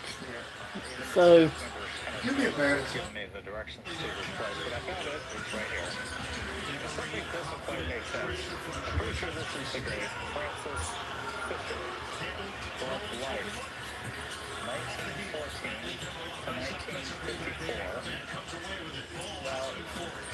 more than ever state.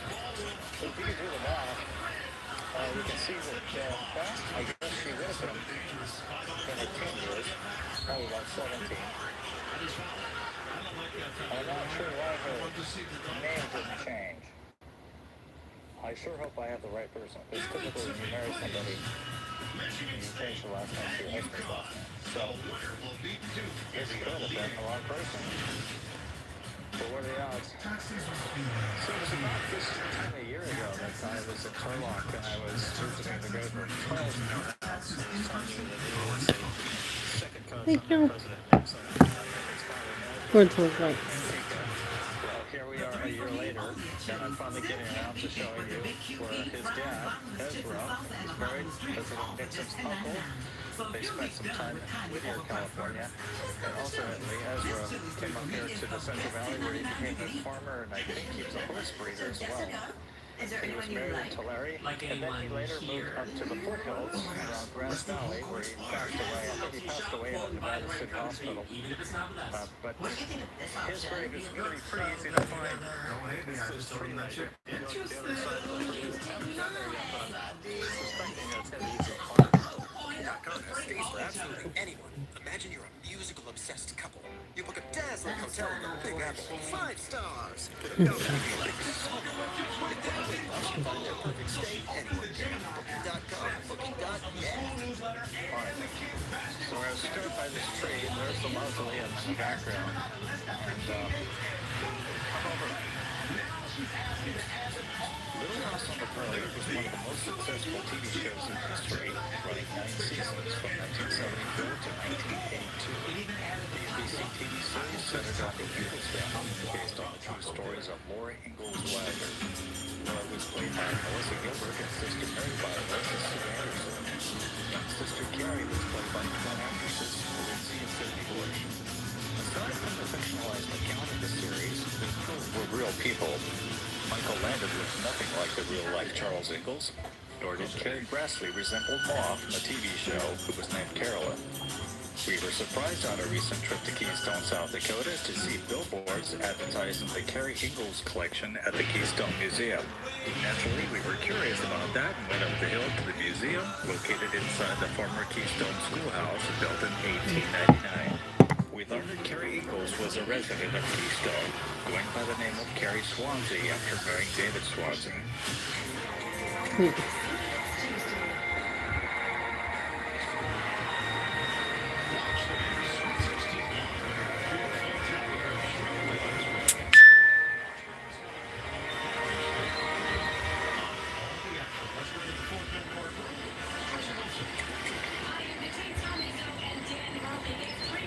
This is an old schoolhouse. It housed 40 students, if you can believe that. Early 1890s. 8 grades were housed in here. And it looks like they brought this in here in October 2003. Lifted it into place. What brought us here is this old school building. We understand there's some Carrie Ingalls memorabilia inside. This old playground equipment can't possibly be from back then. She's It's pretty old. talking about this modern stuff. Anybody who knows going down those metal slides burn. Especially in the summertime. Yeah. Keystone School and Museum, built in 1899. One of the National Register of Historic Places.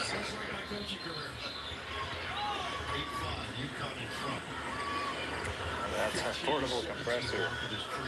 That's just a compressor for tools. Keystone School was built between 1899 and 1901. Located on a hillside overlooking the booming gold town, it was a very large and impressive building with Victorian architecture, which made Keystone community more than 2,000 residents very proud. It had 300 students, the first enrollment in 1901. I guess the biggest piece, is actually this little figurine here. What is this? It's a little bitty China shepherd. Their mother is Stephen. She was a little girl and traveled everywhere they went. It was the first thing they ever had when they put on the mantelpiece or the shelf or built photos and it represented them. He says, we believe the evidence supports that this could be the figure. I've got a skin makeover for my Olay body wash. Olay retinol body wash. Every day feels the same. One man wants more. I need an adventure. So Ken goes to Expedia. But it supports that this could be the figure. A prized possession inside the museum is this clock, which was owned by Carrie. It was a fond reminder of her father, who used the violin to entertain the family while she was growing up. Carrie was 32 years old when her father passed away. Behind the glass of this display cabinet is beadwork done by Mary Ingalls, who lost her eyesight at the age of 14, as well as books and other family heirlooms. This little artifact is a piece of siding removed from the house of Grace Ingalls in Manchester, South Dakota. There's a set of little house books. Carrie was Laura's only immediate family member that lived to see all the books published. Grace passed away before these happy golden years were published. And I see you have a lot of stars in the show. Some of the actresses and actors come back for Carrie's birthday celebration. There's some side memorabilia from the stars of the TV show. Actually come here for reunions. Carrie Ingalls was born as Carolyn Celestia Ingalls and lived in Keystone from 1911 until her death in 1946. Carrie Ingalls Swansea was described as small, thin, and frail, and suffered the most of all the Ingalls through the deprivations of the hard winter of 1880-1881. The children of Charles and Carolyn Ingalls were, in order of birth, Mary Amelia Ingalls, born in 1865 and dying in 1928. Laura Elizabeth Ingalls Wilder, born in 1867 and dying in 1957. Carolyn Carrie Celestia Ingalls Swansea, born in 1870, passing away in 1946. Infant Charles Frederick Ingalls, who was born in 1875 and passed away the following year. And Grace Pearl Ingalls Dow, who was born in 1877 and passed away in 1941. Carrie lived in a number of places as a child after her birth in Kansas in 1870. Charles Ingalls moved his family to Wisconsin, Minnesota, and Iowa before arriving in De Smet, South Dakota in 1879. It would be home for the next 26 years and where Carrie spent her teen years. Carrie attended and graduated from high school at De Smet, and in this 1887 photo is seen in the front row, second from right. She graduated in 1888, and in this class photo, Carrie is in the front center. At the age of 35, she struck out on her own, employed as a newspaper manager and typesetter. Predators binding press used by Carrie for the Keystone Recorder newspaper. Going is now gone. During her late teen years, Carrie was employed as a typesetter for the De Smet News and subsequently other newspapers throughout the state. The Keystone Museum collection includes possessions of Carrie, including some jewelry pieces that Sorry, I'm listening enough. It's called History Hunters. They go and look for his stuff from history. That is pretty cool. You know the little house on the prairie? That is what based on true life stories.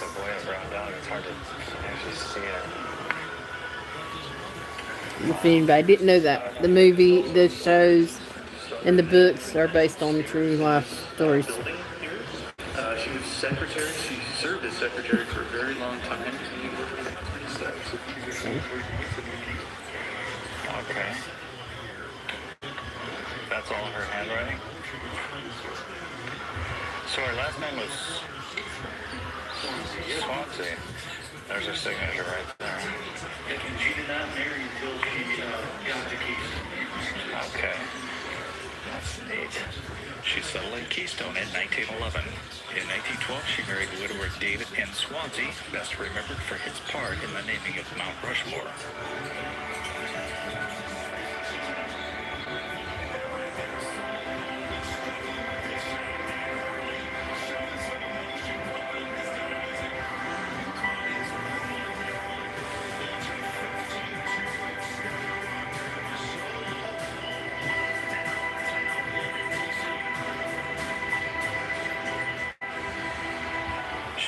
stepmother to Swansea's two children, Mary and Harold. Harold was one of the workers who helped carve Mount Rushmore. He was killed in a crash in Keystone on April 9th, 1938. David also died in 1938. That is the meeting book from the early meetings of the fire department here, and it's open to the page where Carrie was actually at a meeting that she donated land for the first department to be built on. Here she was receiving her 50th year membership in the Order of Eastern Star. Just taking weeks before her death. Huh? How old was she? 75. Okay. Pot Eagles hymnal right here. And here's a reproduction of the signature at the top and a neighbor. Charles Ingalls. The real Charles Ingalls. Carrie was never the picture of health that moved about the country in search of a more comfortable climate, including Boulder, Colorado, and Madison, Wyoming. Okay, so that's the house here in Keystone. Carrie lived, and unfortunately, this is what happened to it in 1977. Carrie's house, before it burned in 1977, was located on Keystone's Main Street. The house was situated in this approximate area, and after comparing photos, appears to have been left of the Turtletown ice cream shop, now a stone's throw from the 1880 train depot. Dunkin's $6 meal deal. Get a medium coffee, 6 crispy hash browns, and a bacon, egg, and cheese for $6. Aveeno Skin Relief Body Wash doesn't strip your skin like other body washes can. Let's compare with these test photos. So what was this room? One of the classes? Actually, the last classroom I was using when I was in school, that was 1988. So there was a class of about 8 kids that was K through 5. Wow. You remember reading them all? What grade were you in? I don't remember. I just remember being young, but I read a lot. And I wasn't even tall like my cousins. I remember reading the little house, you know, the little house prairie books in school. As a kid, oh man. Pointing this one out. Have you read that one? Confessions of a Very How I survived Nellie Olson and learned to love being hated. And that'd be hard to survive,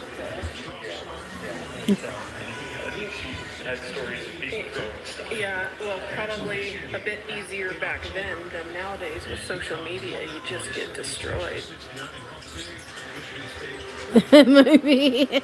Well, hey, Stormy. I am doing all right. I'm watching, you know, the Little House on the Prairie. Well, 24. Carrie and Grace took care of their blind the Ingalls. By the way, the real-life Mary Ingalls never married and didn't become a school teacher like the TV series portrayed. Mary moved in with Carrie in Keystone, where she suffered a stroke.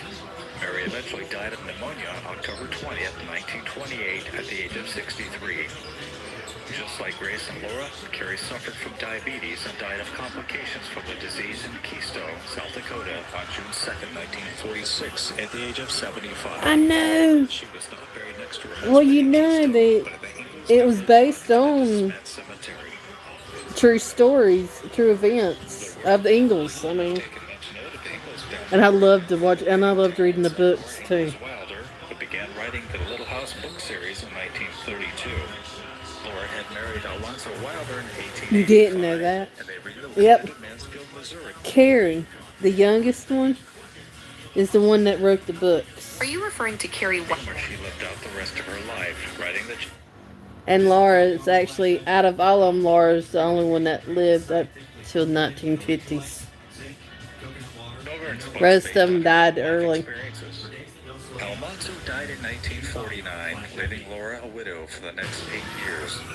They were both laid to rest in the Mansfield Cemetery. So she was born at, Laura lived till she was 90.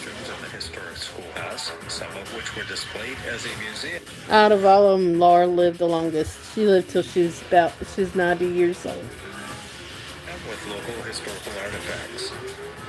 Even though The schoolhouse was built in 1899 and continued serving students until 1988.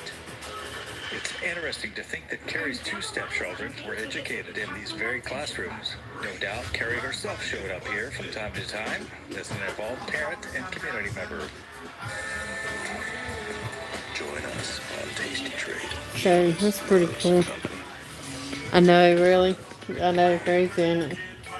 At first, I didn't know about it, and then later on, somebody told me that, yeah, the books are based off true stories. Mercantile owner here in Keystone, where Carrie Ingalls did her trading. James purchased the Keystone Trading Company in 1970 I thought that was pretty cool, and later dude. renamed it Halley's Store. James Halley was one of the 60 cowboys in Captain Seth Bullock's Cowboy Brigade who rode their horses in the March 1905 inaugural parade of President Teddy Roosevelt in Washington, D.C. Okay, so since we're And in a place that celebrates presidents, if you want to hear a lot about it, it's called History Hunters. It's actually the name of the President of the United States, of the 1912, YouTube channel. Pierre South He goes to different places. and he was our largest president. So it's a lot bigger than the bathtub that we had in our hotel room. Right here, a picture of Mr. Taft. See how rotund he was. And it says, when he traveled to the White House, a large custom bathtub was installed in places where he'd be staying. This tub came from a large Victorian house which was demolished in the 1970s in Pierre, South Dakota. The president visited State Senator Alfred Burke, who had an apartment in the house at that time, and the bathtubs were left in each place after the president's visit. There is the article that talks about that house coming down. Get complete coverage of the NCAA Division I women's tournament. NCAA. Handwriting, old chalk, All old school utensils, inkwells, pens, boxes of chalk. color chalk. We still use this type of thing in schools today, but it's not a chalkboard. They're now whiteboards where you use dry erase markers instead of chalk. You mean they'll use like notepads or iPads and stuff? Well, they do, but one of the ways that teachers use to find out if, how students can respond is they'll ask a question and they can write stuff out on the whiteboard and show their whiteboard to show that they've understood what's being taught. Well, it's the same concept that these chalkboards. Anybody heard of that? Dustless crayon? Other classrooms were set up just as the way they appeared decades ago. This school building last housed students in 1988. Yeah. Seems that every schoolhouse in the country had a portrait of George Washington hanging on the wall. Well, that makes sense as to why they have that metal playground equipment. Oh my gosh, I remember just getting a few channels of watching regular TV. Compared to these days, regular TV's like watching free cable.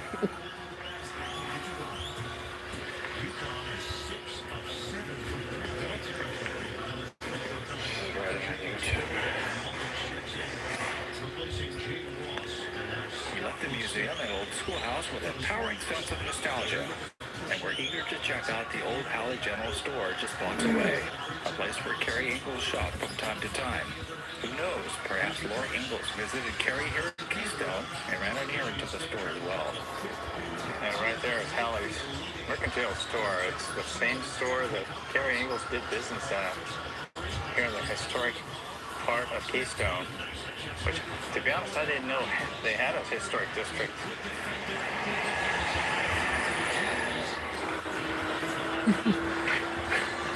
Check out the old gas pump. It's just on the porch. It wasn't here originally. But, Oh my gosh, and then you had to try to freaking move the antennas too. Oh my gosh. In the early 1920s, the store witnessed For certain channels, you had to put it a different way. And it's like, the soldier's countdown below the fold I remember that.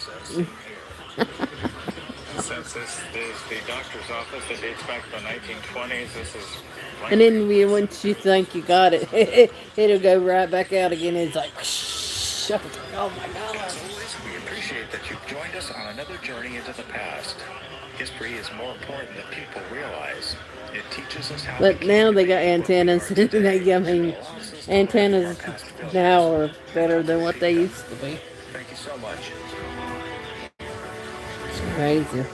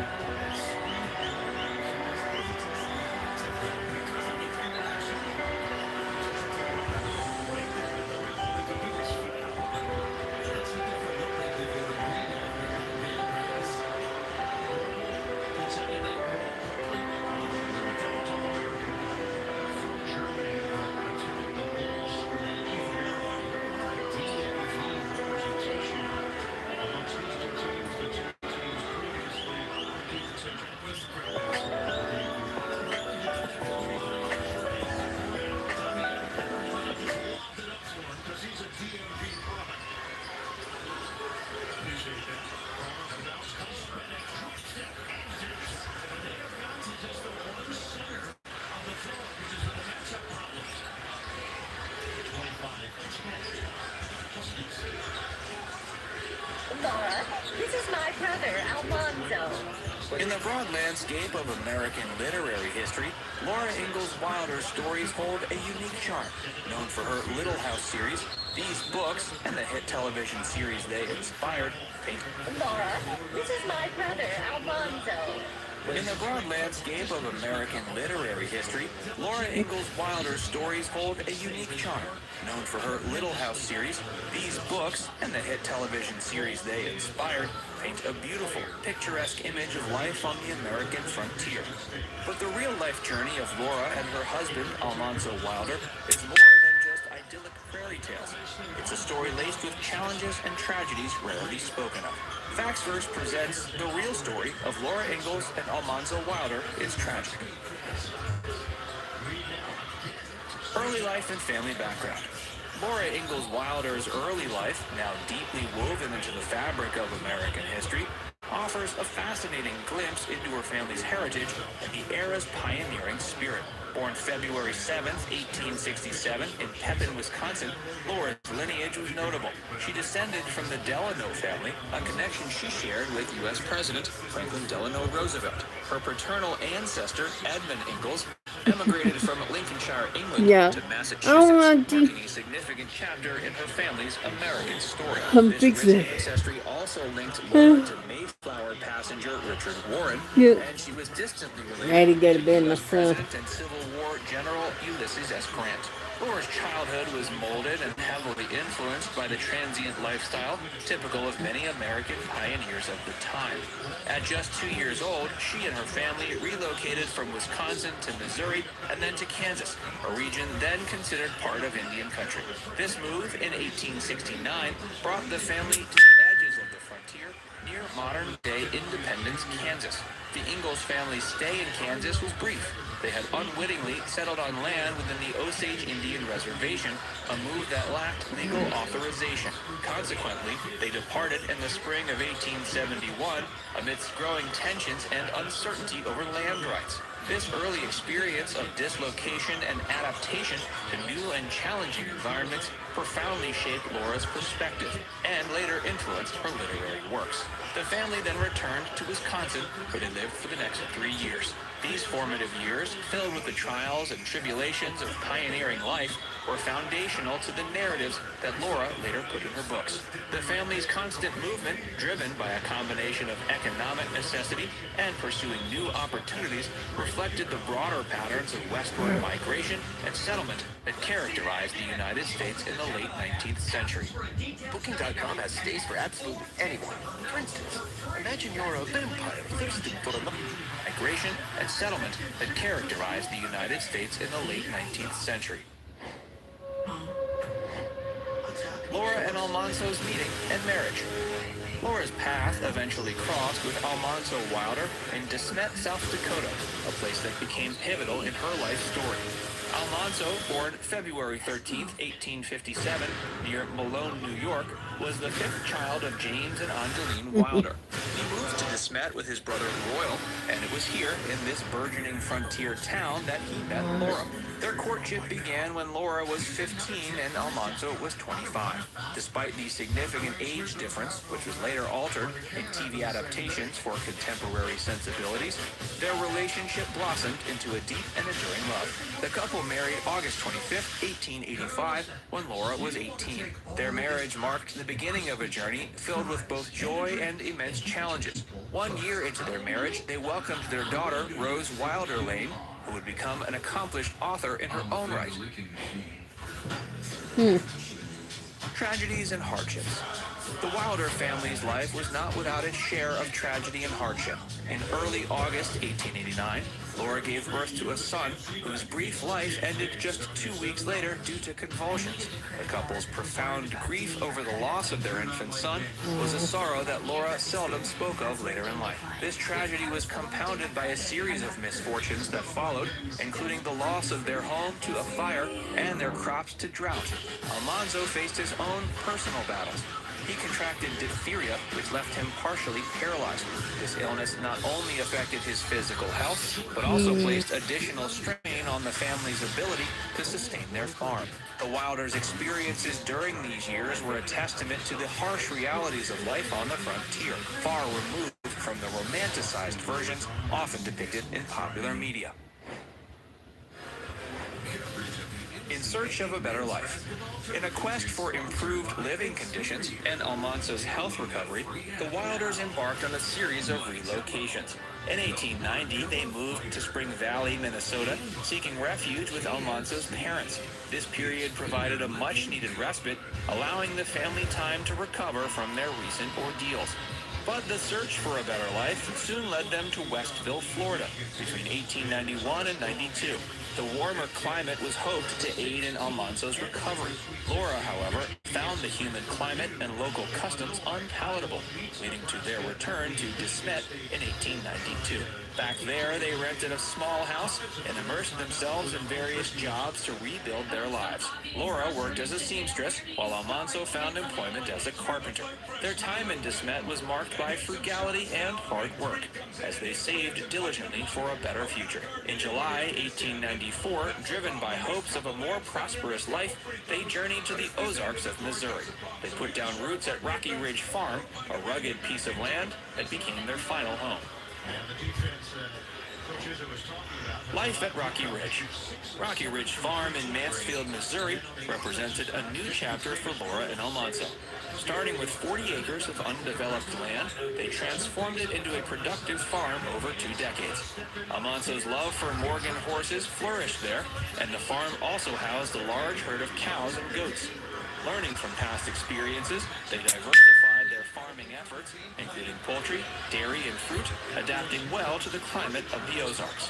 The farm eventually expanded to 200 acres. Laura, in addition to her farm duties, continued to write, contributing to local newspapers, and serving as a treasurer and loan officer for a farm loan association. The farm not only provided sustenance, but also became a gathering place for fans of the Little House books. Almanzo, despite health challenges, remained active, indulging in his passion for woodworking, carpentry, and gardening.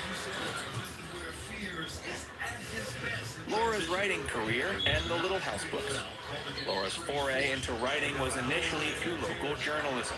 It wasn't until her daughter, Rose, encouraged her that she began to pen her personal history.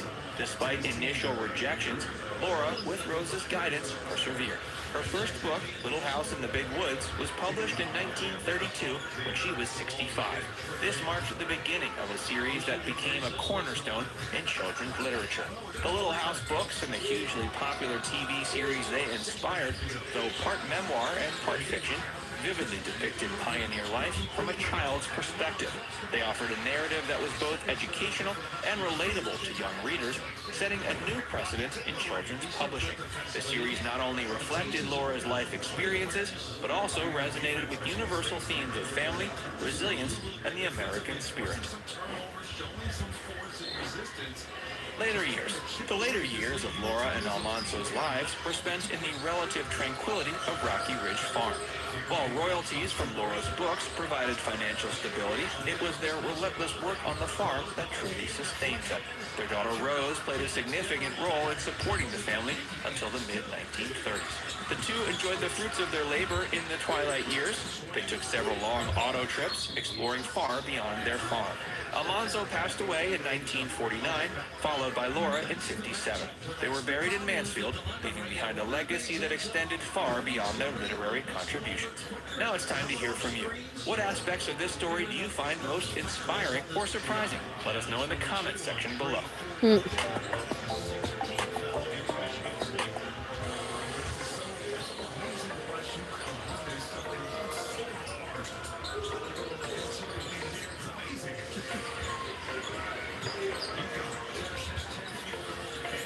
Welcome to our latest Wandering Walks of Wonder adventure. Today we're taking a special tour of Mansfield, Missouri, and in particular the life of Laura Ingalls Wilder. Many of you will know Laura Ingalls Wilder as the author of the Little House on the Prairie series of books. And in this town, and in the home that we will see here in just a little bit, we will explore a little bit about the life of Laura Ingalls Wilder here in Mansfield.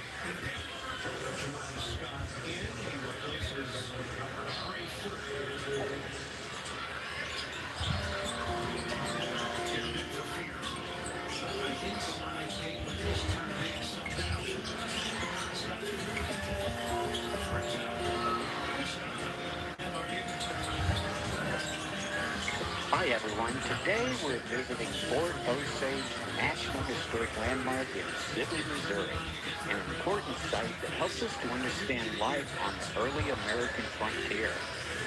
Fort Osage was built in 1808 under the direction of William Clark, who was best known as one of the leaders of the Lewis and Clark expedition. At the time, the United States had recently completed the Louisiana Purchase, and the government was working to establish a presence in lands west of the Mississippi River. Fort Osage was created as a factory fort, meaning it was a government-run trading post rather than just a military base. Its main purpose was to manage trade between the United States and Native American nations, including the Osage people, by exchanging manufactured goods for animal furs. This system was intended to encourage peaceful relations and reduce private trading business abuses, though it also played a role in expanding U.S. control over the region.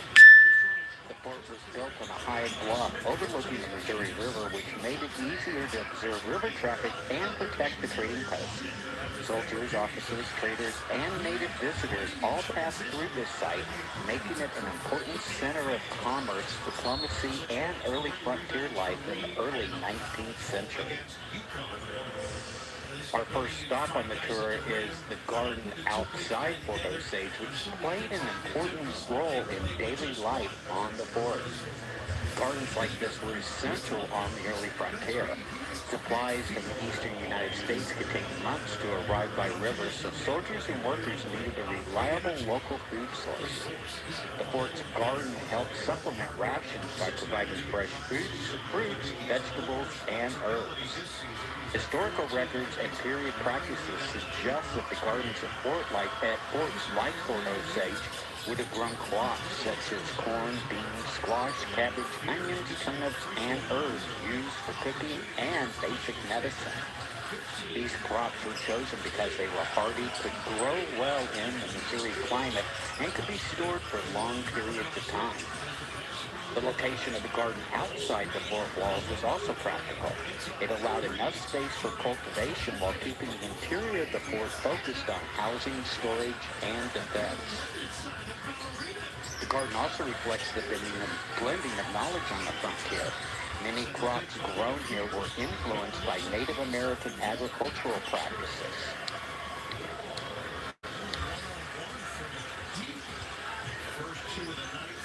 As we enter Fort Osage, it's helpful to understand how the fort was designed and how each part served a specific purpose. Fort Osage was built in a square layout, a common design for the early 19th century frontier forts. This shape made the fort easier to defend and allowed soldiers to monitor activity both inside and outside the walls.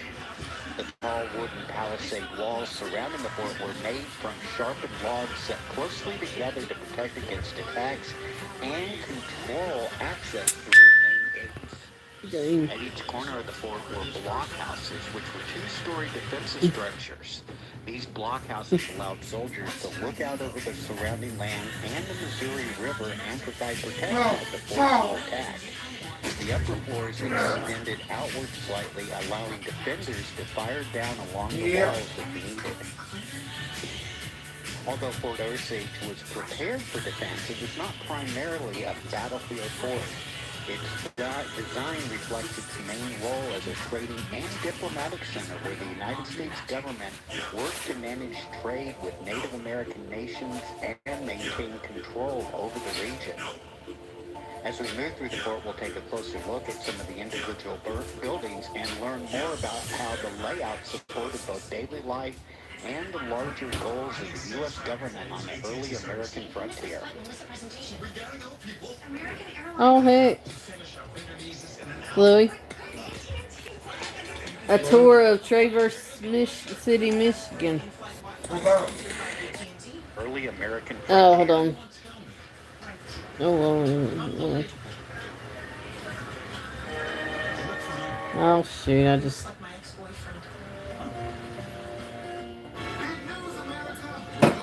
Where'd it go?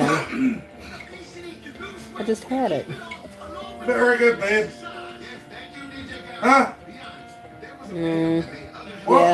Hi everyone. Yeah. Today we're visiting Fort Osage, a National Historic Landmark in Sibley, Missouri, an important site that helps us to understand life on the early American frontier. Fort Osage was built in 1808 under the direction of William Clark, who is best known as one of the leaders of the Lewis and Clark expedition. At the time, the United States had recently completed the Louisiana. Well, good night, everyone. Take care, and I'll see you in the next one. Thank y'all for the 14 months, and we'll see you tomorrow. Peace out.